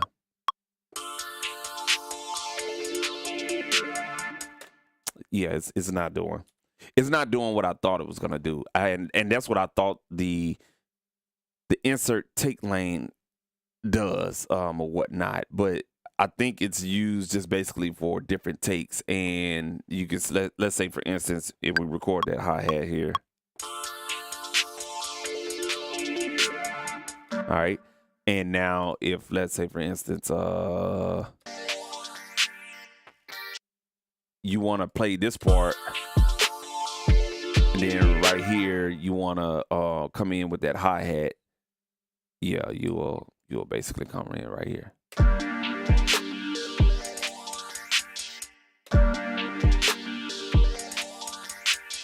That's basically what it's doing. It won't play simultaneously. And I'm trying to do like some control type shit, and it won't highlight simultaneously. So let's hit back. Yeah, it won't do it simultaneously. So I thought that's what it was gonna, fix, but it didn't. It just shows, and I'm now reading the thing here. Yeah, it just shows the note lanes a little bit easier, because this shit was always hard to get to, and you had to kind of go up in here and figure it out. But it just shows it. I thought they basically would show it and then also play on top of it. I think Ableton Live really needs to take this note lane here and implement the audio to play simultaneously with this for drum separate MIDI drum performances or whatnot, instead of creating a drum rack and then another drum rack. I thought that was going to be the fix, but it wasn't. So you know what I'm saying, I got excited for no reason. I thought that's what it was, but it's not. It's just really to show. It's an easier way to show the note lanes, but it's not a fix to play both of them simultaneously. So they're still serving the purpose as before of just really this take, and then you can implement that take all in one lane, if that makes any sense. So you can have 4 different performances, and you can pick and choose what part of the performances are going to play at different times in the loop. That makes any sense. So yeah, I thought that was what it was, but it's not my favorite now. You know what I'm saying? It's just really a visual improvement. So hey man, at least we went over the favorites. Again, you know what I'm saying, the GPU rendering was awesome. The auto filter is awesome. The tagging is awesome. The bounce in place and bounce to new track is awesome. The track icons is awesome, and the side chain sidebar is awesome as well, man. Overall, if I was to give this new upgrade in 12.2 a grade for as A through F, I'll give this one a very, very nice A minus. An A minus for sure. Really good features. There's more features that they added in here that I didn't even get to. If you do use devices such as Meld and Roar, you can take advantage of their features that they have. I don't use those devices too much, so I can't really speak to it. But you know what I'm saying, there was also some new improvements to the spectral resonator as well, and everything like that. So, and the operator as well. So those devices got some new improvements. So that's my new features that I like. One thing that's separate though, and I was talking about this when I was restarting Ableton Live, was this expressive chord, the Max for Live device. Now, I'm not going to say this is a feature, because it's more like they added a new Max for Live device, and it's a part of the new update, but you have to get it separately. So when you download your update, it's not going to come with your update. You have to go and download that separately. But once you go on your account, just look for expressive chords, because it's not going to be in your update. That's what I was looking for. It wasn't. I had to go into the Ableton Live website, download it for free. And I'm going to show you guys what that is right there, man. All right, cool. We got that, and I'm going to mute those damn synths and everything like that. All right. And I'm going to mute our audio as well. What I'm going to grab is a electric piano. All right. And I want you guys to really hear this new device, because it's your cheat code. If you don't have Scalar 3, they brought Scalar 3 to you via Ableton Live. Oh yeah. It's nice too. I like it. All right, cool. I'm gonna choose something basic so we can actually hear what's going on. All right, so again, you will have to go to Ableton Live website, look for new devices. However you get to the new devices, I don't know. I just know how to get to this shit. But you want to look for expressive chords. It's a Max for Live device, free. Okay. Once you download it and you click on the ALP file, all right, it's an ALP file, which means an Ableton Live pack. You click on that and it will open up Ableton Live if you don't have Ableton Live open already. But if you do have it open, it's going to install that Max for Live device onto your system. And what you'll do is go to your Max for Live section here and you'll look for expressive chords. And I'm already loving it, man. I bought Scalar 3. I love Scalar 3 because you can use VSTs. But this just, I ain't gonna say it's shitted on Scalar 3, but man, let me tell you something. It's nice. One thing Scalar 3, I'm having trouble with Scalar 3 is strum. Scalar 2 used to have the strum function and it worked. It was so beautiful. And then on Scalar 3, the strum function that they have in there, that shit is some hot trash. It doesn't perform the way Scalar 2 strum function did. Well, guess what, folks? Guess what? This expressive chords has strum on it, and I'm telling you, it is super easy. Let me show you better. I can tell you. All right, cool. So we have the piano, right? So we're just gonna play one note, all right? Pay attention to these, and I wish Ableton Live could do something with this shit, these little small boxes, but pay attention to the orange boxes here at the bottom. Okay. We're playing chords.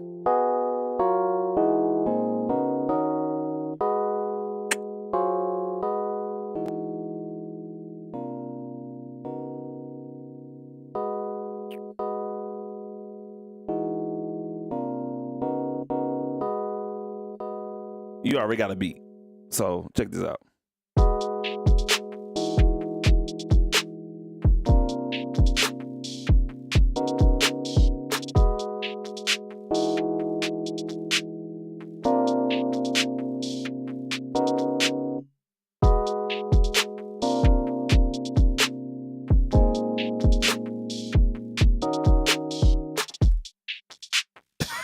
You know what I'm saying?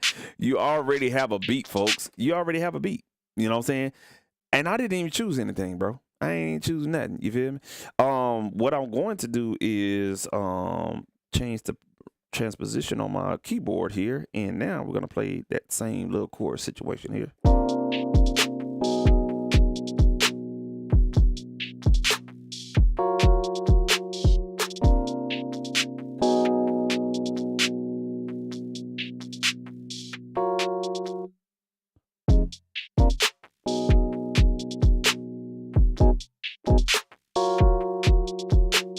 All right, cool. So all I did was change the transposition on my keyboard, right?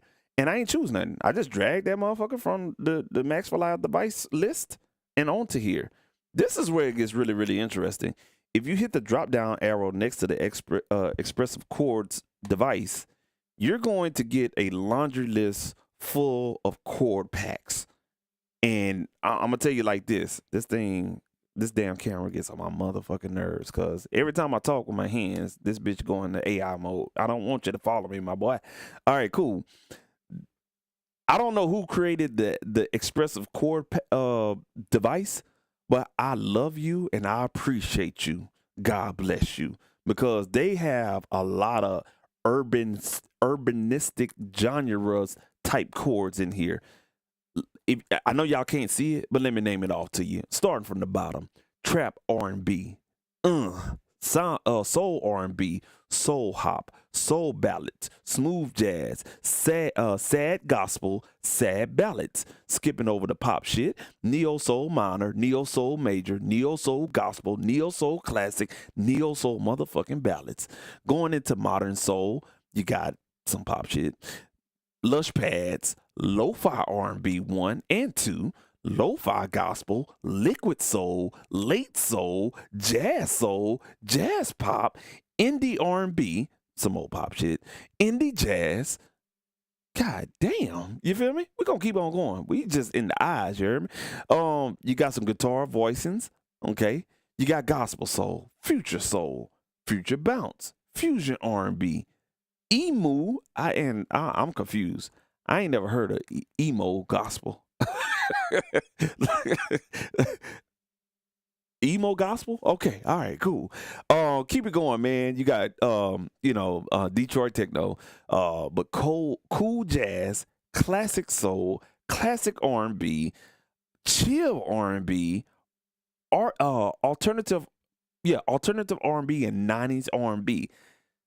Folks, let me tell you something. That's a lot of different type of chords. If you can see this little box here, this is a 1, 2, 3, 4, 5, 6, 7, 8.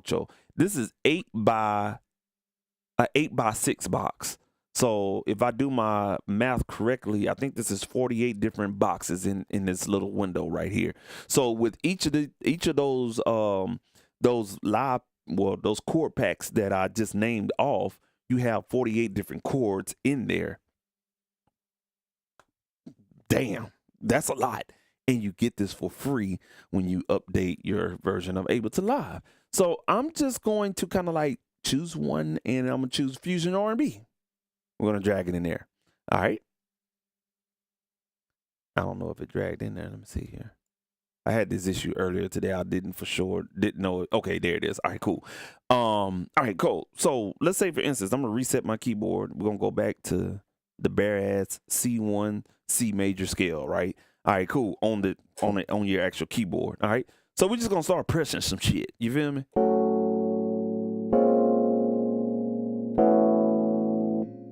So I just chose the F key, A key, and the A minor B flat key. Okay, now let's play that with the track.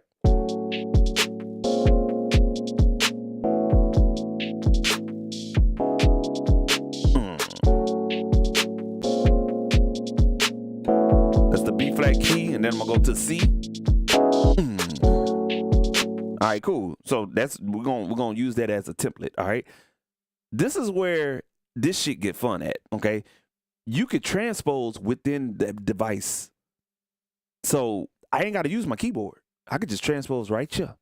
So if I want to bring that down 3 semitones, check this out.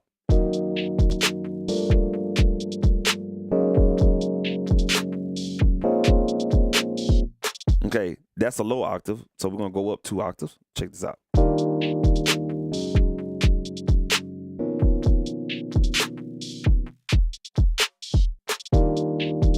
You see what I'm saying? So you can transpose in here. Let's go up 1 semitone.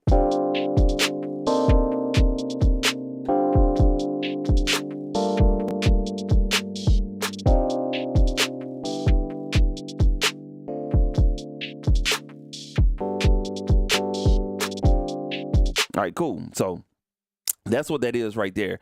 Now you see in boxes, all right, I'm gonna reset that back to 0. You're seeing boxes, you don't know what the fuck going on, right? You don't know what's going on.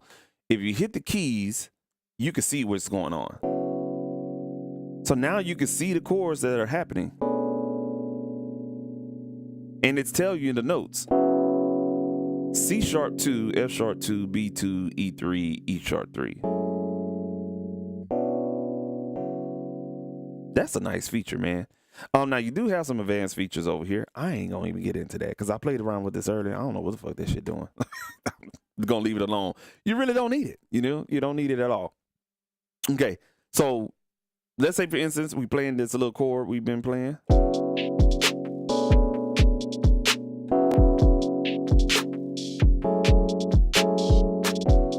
You feel me? All right, cool. Now this tilt thing is kind of like it's gonna change the velocity across the whole chord. All right. You see how we playing hard? If you tilt it a little bit, you just kind of get different velocity changes here. So it's not like when you go basically to the right, it's not low key heavy. And I'm not talking about like low key. She filed for that, like low key. That nigga wrong for that shit. No, I ain't talking about that type of low key. The low keys that are being played are not expressed hard like they was before when you was over here in the negative range. If you go over to the positive range, it's a little bit more lighter sound. You see what I'm saying? So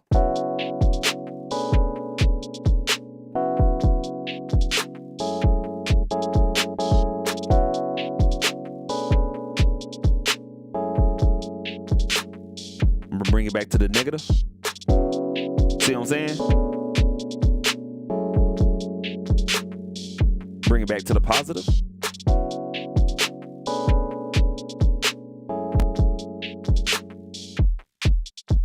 All right, cool. So that's what the tilt is. It's basically, you know what I'm saying, giving weight to the lower or the higher keys when you're playing these chords or whatnot. Moving on to the invert section right here. This is basically going to just kind of change up your chords, chord notes a little bit. All right, so let's hit play.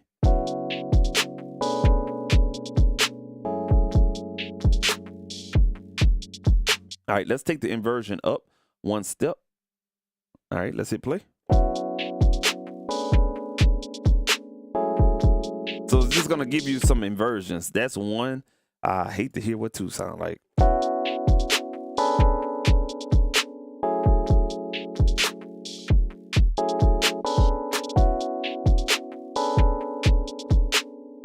Now we're gonna go back to 0.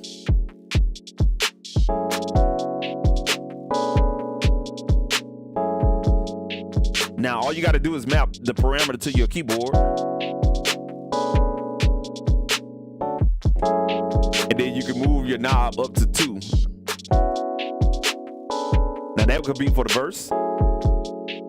And then you're going to go back into the hook version because you brought back down the inversion. You see how it kind of works? So the inversion is basically going to change up those notes, what notes are going to be played and everything like that. I don't know the correct terminology of it, but bring it up 2 steps on the inversion. So you're taking away that lower key tone and everything like that. All right. So that's the inversion. If you go negative, same thing. It's going to be more heavier for us, the low notes.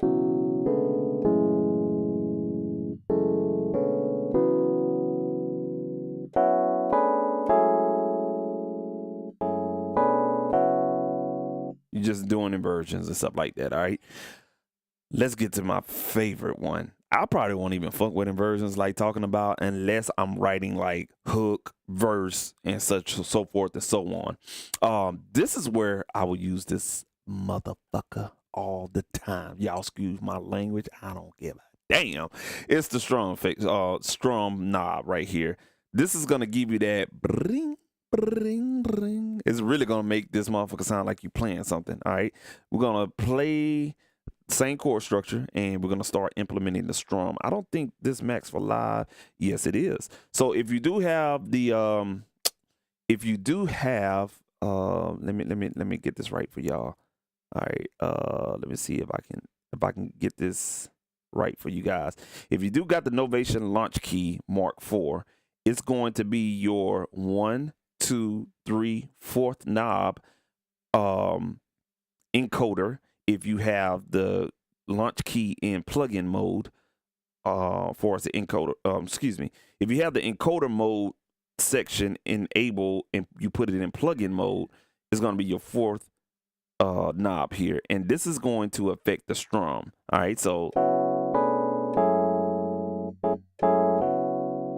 right, and I'm gonna start adjusting the strum knob.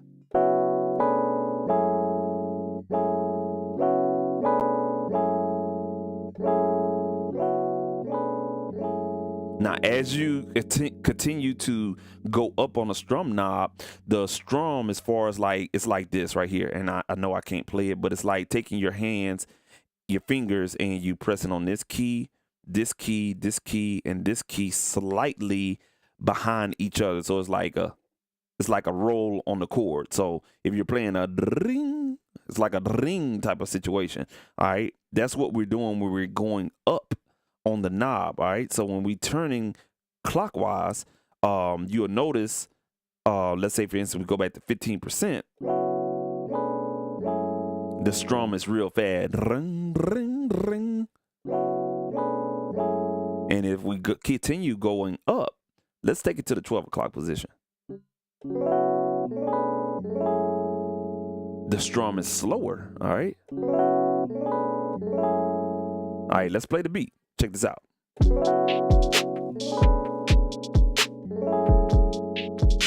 Let's make that faster. So we're gonna go counterclockwise. All right. You just gotta get the feel for it. There's no correct way to do this. Just get the feeling.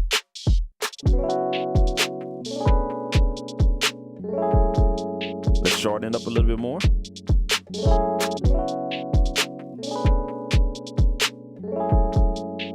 We're getting there. We had 36%.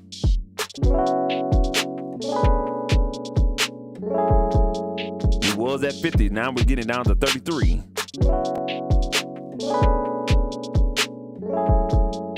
Now we're down to like 30%. Let's play it one more time.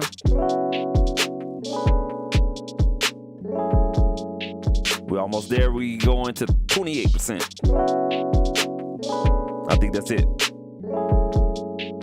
Let's bring it down to like 27. Yeah, that's it. I like that right there.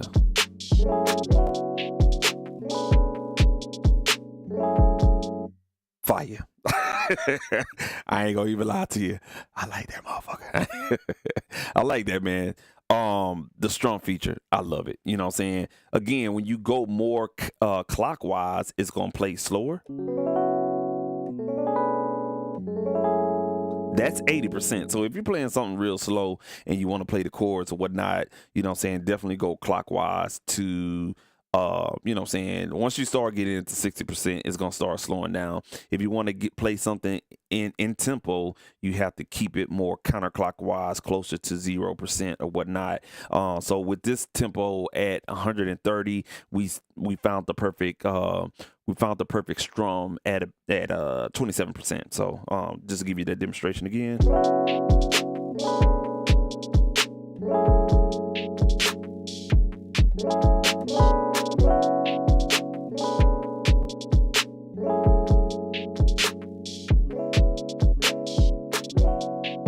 Yeah. All right, cool.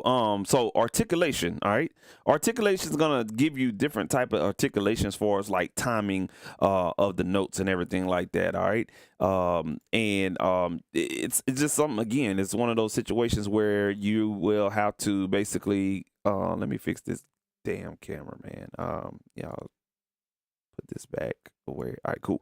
Articulations is basically going to be where you will hear different timings on the strum, especially when you have strum on. Now, when you turn strum off or you put it on 0%, you can't take advantage of the articulation. You feel me? You have to engage the strum feature first in order to get to the articulation, if that makes any sense. So, all right, if we go to articulation, and I think this should be the 5th. Yes, it's the 5th knob on my launch key. We're on 1. All right, we're gonna go to 2. Let's go to 3. Let's go to 4. Let's go to 5. Now you hear that strum is not as brum brum brum. You see what I'm saying? It's more like brum brum blum blum blum. You know what I'm saying? It's changing the timing of how those chords are going to be played. Let's go to 6. A little shorter. 7. Let's go to 8. Now we're going to take it back all the way to 1. See how prettier that is? All right, and then there's 2 functions here. You can quantize the articulation for us, like the timing of it, or you could do a reverse action. So it's going brum. Let's see if it'll go brum. So it'll go from top to down. So let's hit reverse first. Yeah. Let's see how that sounds with the drum pattern.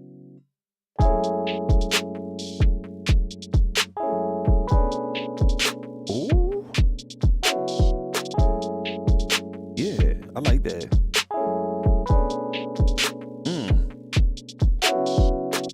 Man, I like that right there. I like that reverse. It's different. Let's change the articulation to 3. Let me see how that sounds with the reverse on.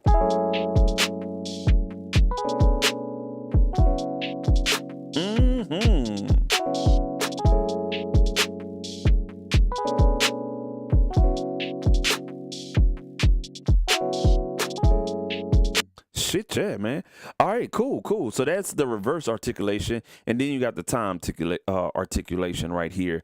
Now, I'm not exactly sure the timing of it. Yeah, I'm not exactly sure the articulation is going to determine the time of it, but let's go to 1. That's definitely fast. Let's go to 2, 3, 4, and 5. It ain't affecting. Going to 7. Now I'm starting to hear it. Yeah, so the articulation, it is affecting it. However, it's not affecting it effectively. I would think the quantized function of the articulation is bullcrap. You will have more success with making something for your music composition with reverse articulation, and just basically playing around with the articulation knob and the strum just to get that feel for it. All right, so what I'm gonna do is go back to the instrument section here, and we're gonna choose a nice electric key sound or whatnot as soon as it loads up. All right, let's go ahead and see what we got here. Ooh, that's nice. Yeah, that's nice right there. And I be trying to play chords. What the fuck, man? This damn camera, bro. What's going on with you, my boy? Man, get the fuck out of my face, bro. All in my grill, bro. So this so I be, bless my heart, I be trying to play chords. Y'all, if you watch my live streams, I be like this right here. I don't like that key sound. Let's get something else. Let's get something else, y'all. Y'all give me 1 second.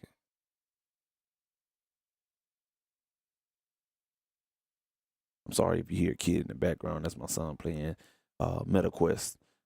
He be on that shit hard, bro. Talking shit too. All right, here we go. So this is what I be doing when I'm playing, when I'm kind of like playing in my private space or on live stream. So I'm gonna hit play, and I think I be doing some shit, yeah. You know what I'm saying, like.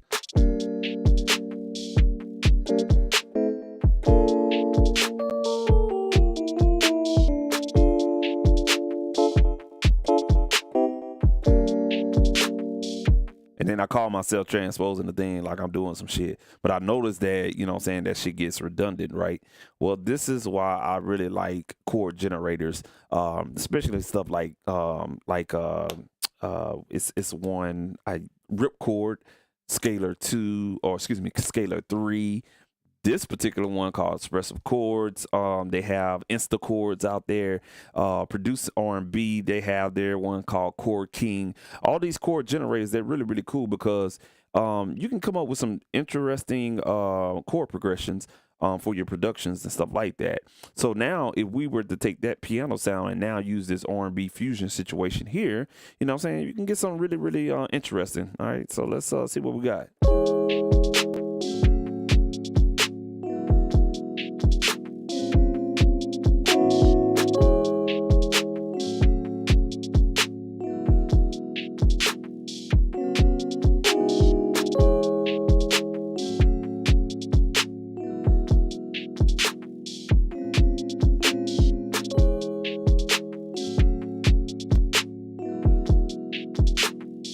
I'm gonna bring back that tilt. I don't like that low octave on the tip right there. But let's bring up the articulation a little bit here. Let's play it back.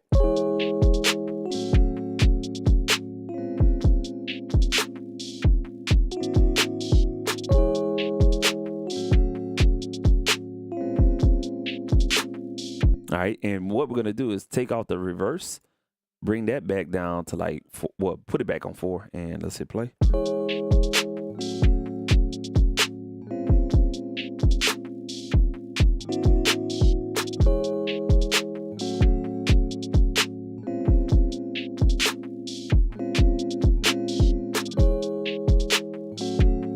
Now that's just fusion R&B, okay? Now let's say, for instance, we wanted to throw in another one here. We could choose, let's choose Future Soul here. Let's see what it's working with, all right?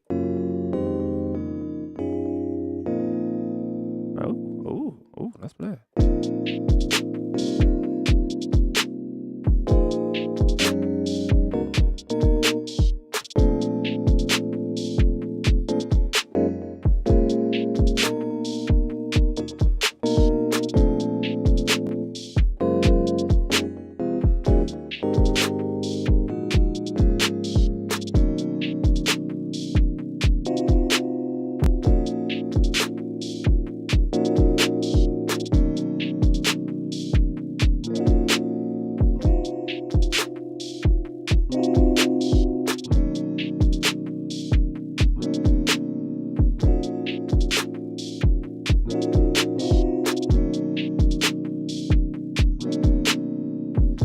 Y'all remember that tilt? We're gonna bring up the tilt.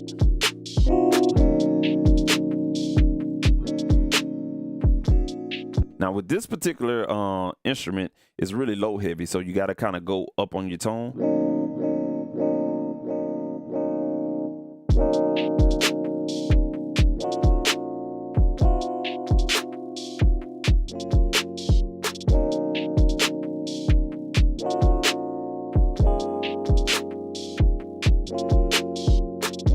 There we go. That's the right chord structure.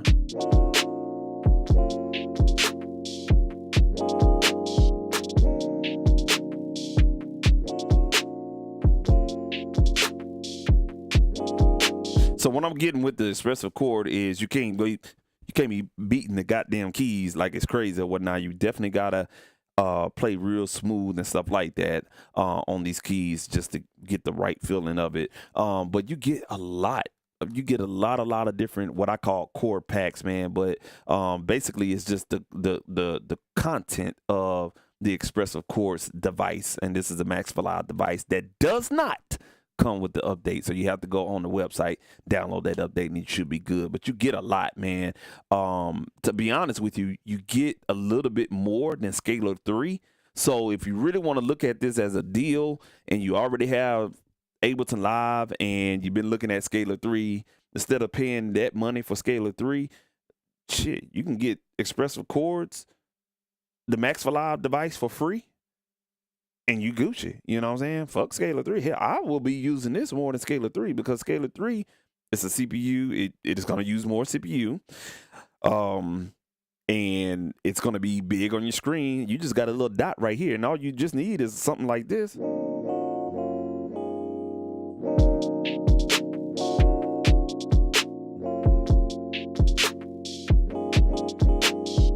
And you can throw effects. You can put whatever instrument on here.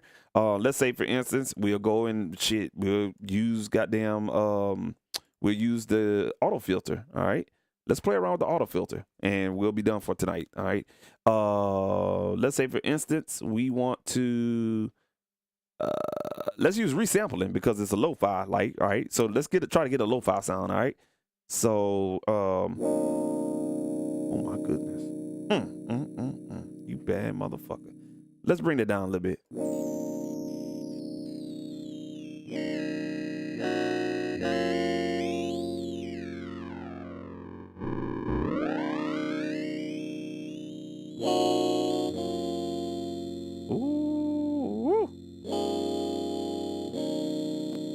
Yeah, nigga. It's different. You know what I'm saying? Ooh, shit. Boy, different. You know what I'm saying? Let's bring up the resonance on that. Oh, it won't allow me to. So let's move the XY pad. Yeah. So on the resample filter type, you can't do no resonance or morphing. All right. So you definitely got to rely on that LFO. All right. Let's go to spin. My favorite.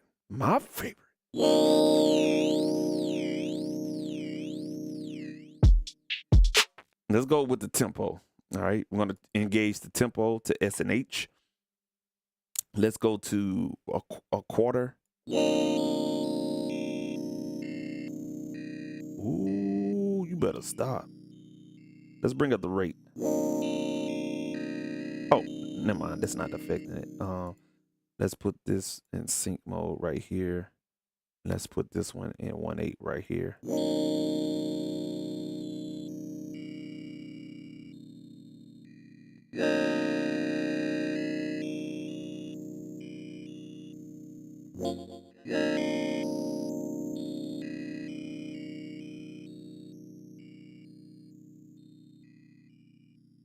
Okay. All right, and let's spin it.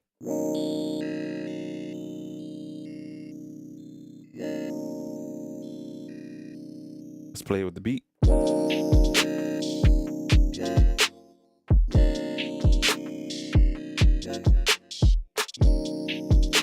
trying to catch it.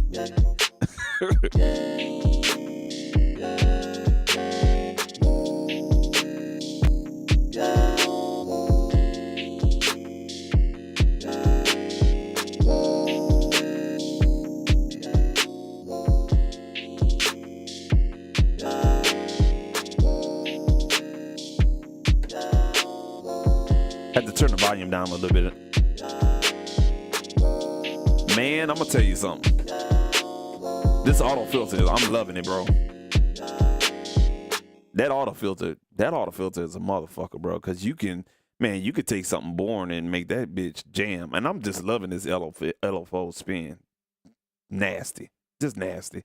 What's going on with you? My bad, bro. I ain't even see you, man. I'm too invested. Yeah, man, I play chords, bro. I play chords, man. You know what I'm saying? I'm doing my little thug thizzle. You feel me?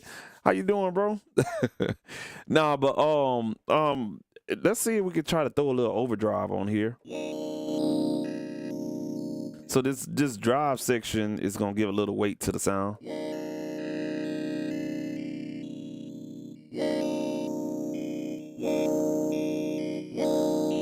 My ears is loving the SBF filter.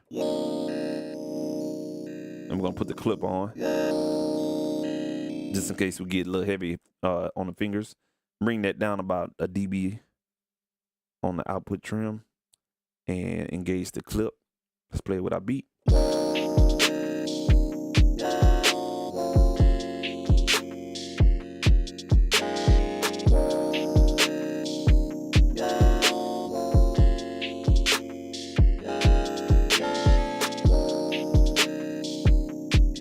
I gotta find her. That's it right there.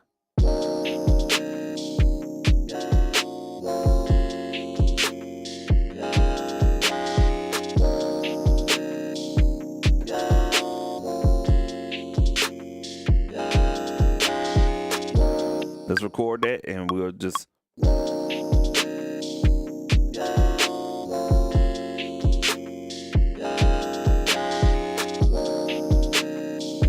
All right, cool. Now that did record in the it recorded in the section right here. All right, and as before, let's say you like that. You ain't fucking with it no more. It's just gonna copy paste, copy D all the way through the song. You feel me? Why just run the MIDI?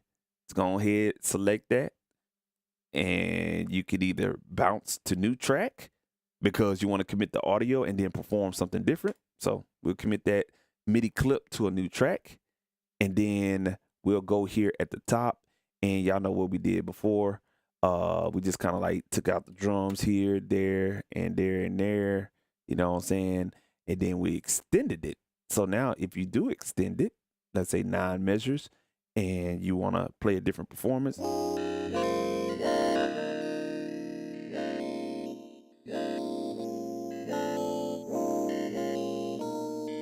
All right, so check this out.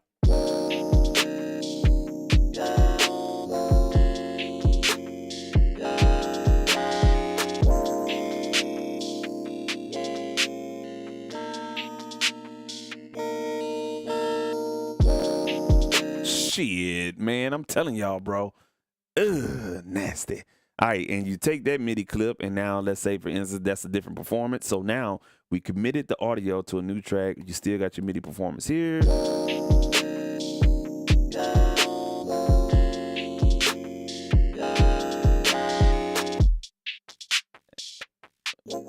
Oh, that's because the note is not quantized.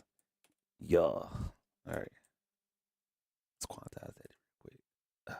Hell no. Let's bring that back. Yeah, that note.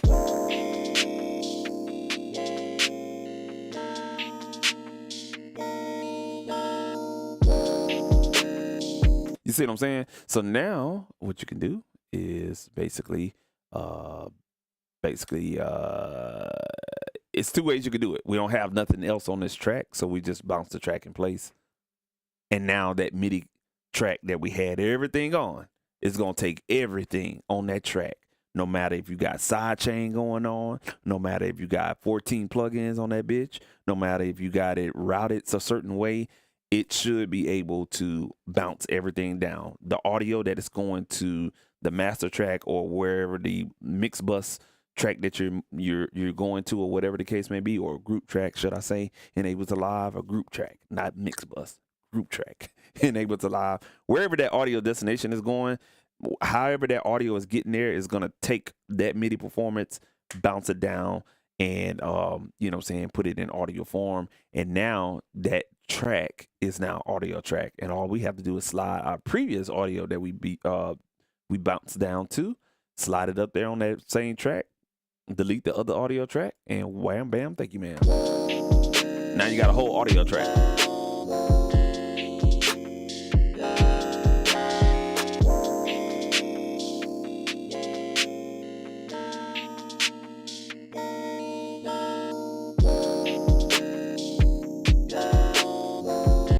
You feel me?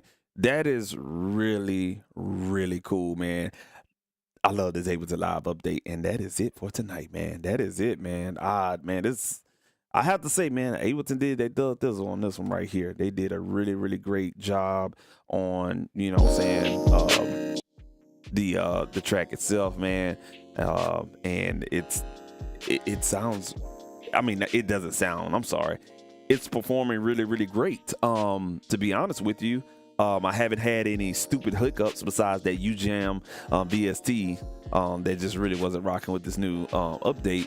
But the Enable GPU, I'm telling you guys, if you're working on an older system, let's say for instance you got a quad core laptop or desktop computer, but you're rocking a GPU for as like a graphics card on your system, definitely go to your settings, go to display and input and enable GPU render.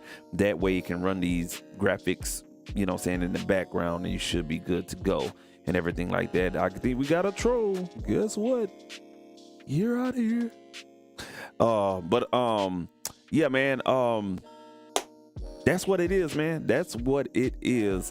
Whatnot, man. Make sure you go ahead and watch the Ableton Live videos for more in depth on that. I am not I'm not claiming to be a Ableton Live expert. No way, form, and fashion. I would love to get the Ableton certification, but they don't offer it free willing, stuff like that.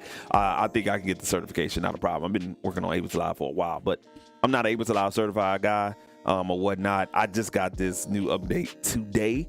So what I kind of went through in this whole live stream is a first for me. So I hope this update serves you guys the purpose that you intending to do with the oops, I'm sorry, y'all also too, man, make sure you go ahead and scan that QR code and check out the instrumental project, but that's not the focus here tonight.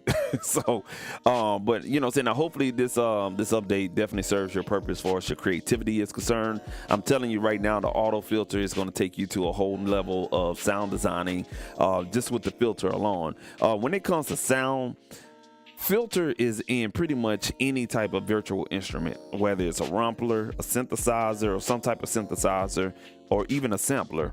Anything that's going to generate audio, you're going to find a filter somewhere on that particular device.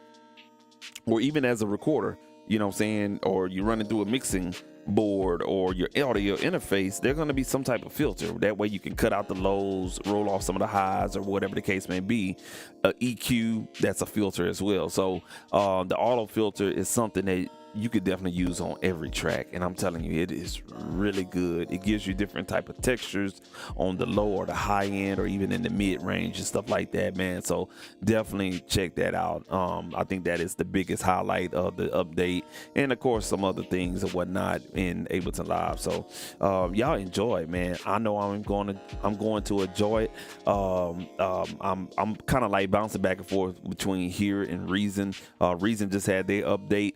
I didn't feel the need to kind of cover their update because they kind of changed the browser up, but they should have did that from jump start. And it's really not a big improvement to me because reason browser still stays in whatever window that it's going to be in for as the home screen. So that I would like to have the browser dragged up to an extended screen, and you can't do that. But we're talking about Ableton Live. But I'm bouncing back between both of them because I got projects in both of them. I'm working with another project, and we did a lot of writing in Ableton Live. So, you know, I'm using both of them. So it's all good. But this one is really, really good.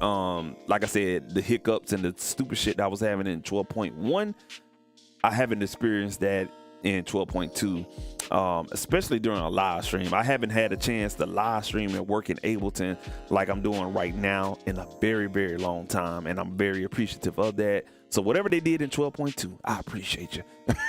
For real, man. Hey, man, this has been your boy Supa Mario, man. You have been in the Yo with your boy, checking out this new, update. Mayne Hol'Up, this new features, my favorite features in Ableton Live and stuff like that, man.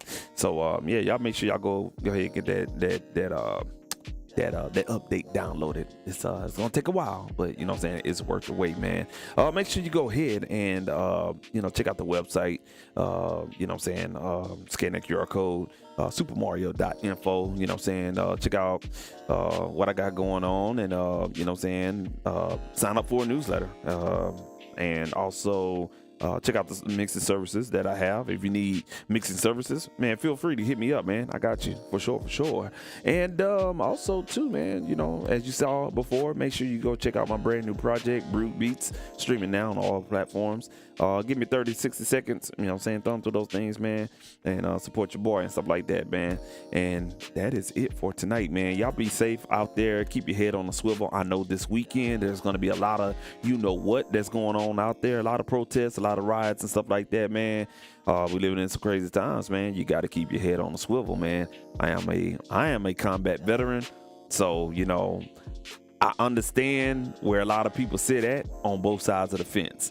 And I'm gonna tell you right now, we just need peace, man. You know what I'm saying? You know, we should just be able to just go where we want to go, and you know, laugh, chop it up, say hello, how you doing, and stuff like that, and keep it pushing. But we're living in some crazy times, man. So you know, keep your head on the swivel, bro. You know what I'm saying? Hey, telling you, use your peripheral. I'm standing here today, man, because I could be dead. To be honest with you, 100% honest with you. 3 times I dodged life and death, you know what I'm saying? So I'm grateful to be here doing the live stream and doing a passionate, you know, hobby that I love to do, which just so happened, you know what I'm saying, gave me a degree and, you know, a job, you know. So sometimes you gotta take shit for granted. And what I'm trying to get to is all the stupid shit, man. Stop the stupid shit, man, for real. You know what I'm saying? I'm not gonna get into the politics of things, but shit just dumb these days, man. Like I said, you know, live, laugh, love. You feel me?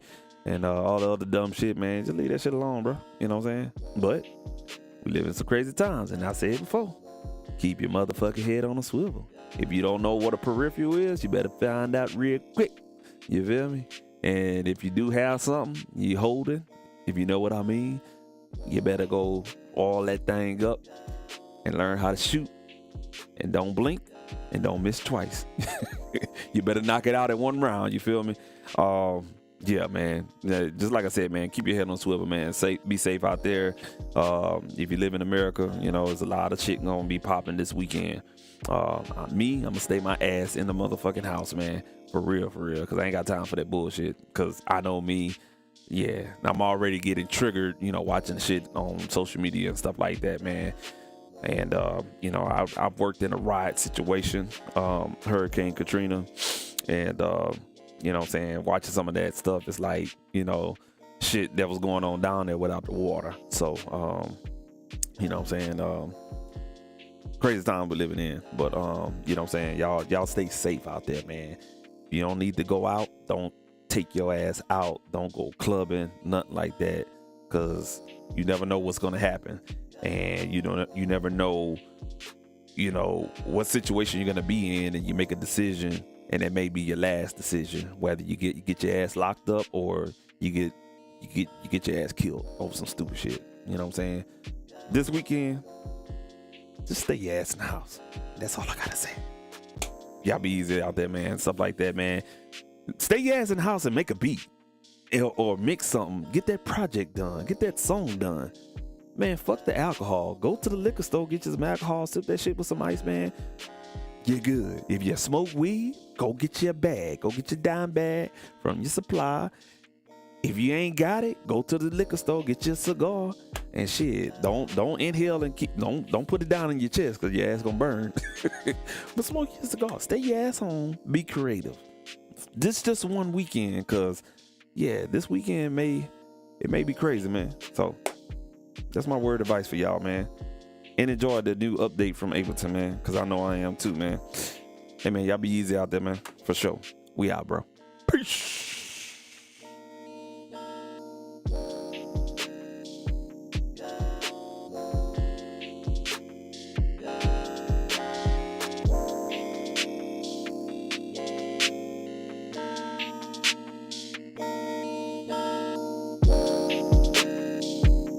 No Reaper update. I'm sorry. I didn't even see that. I'm still trying to fade everything out. No Reaper update. I don't use Reaper, man. I haven't heard of any update. I know Reaper is a big DAW. They would have had it out, but nah, bro. I don't know. I don't know. I'll truthfully be honest with you, but I haven't heard any news about it or whatnot. But I think my boy DJ Big Red got me. Last update was on the 10th, 7.4. Reaper has been on my radar.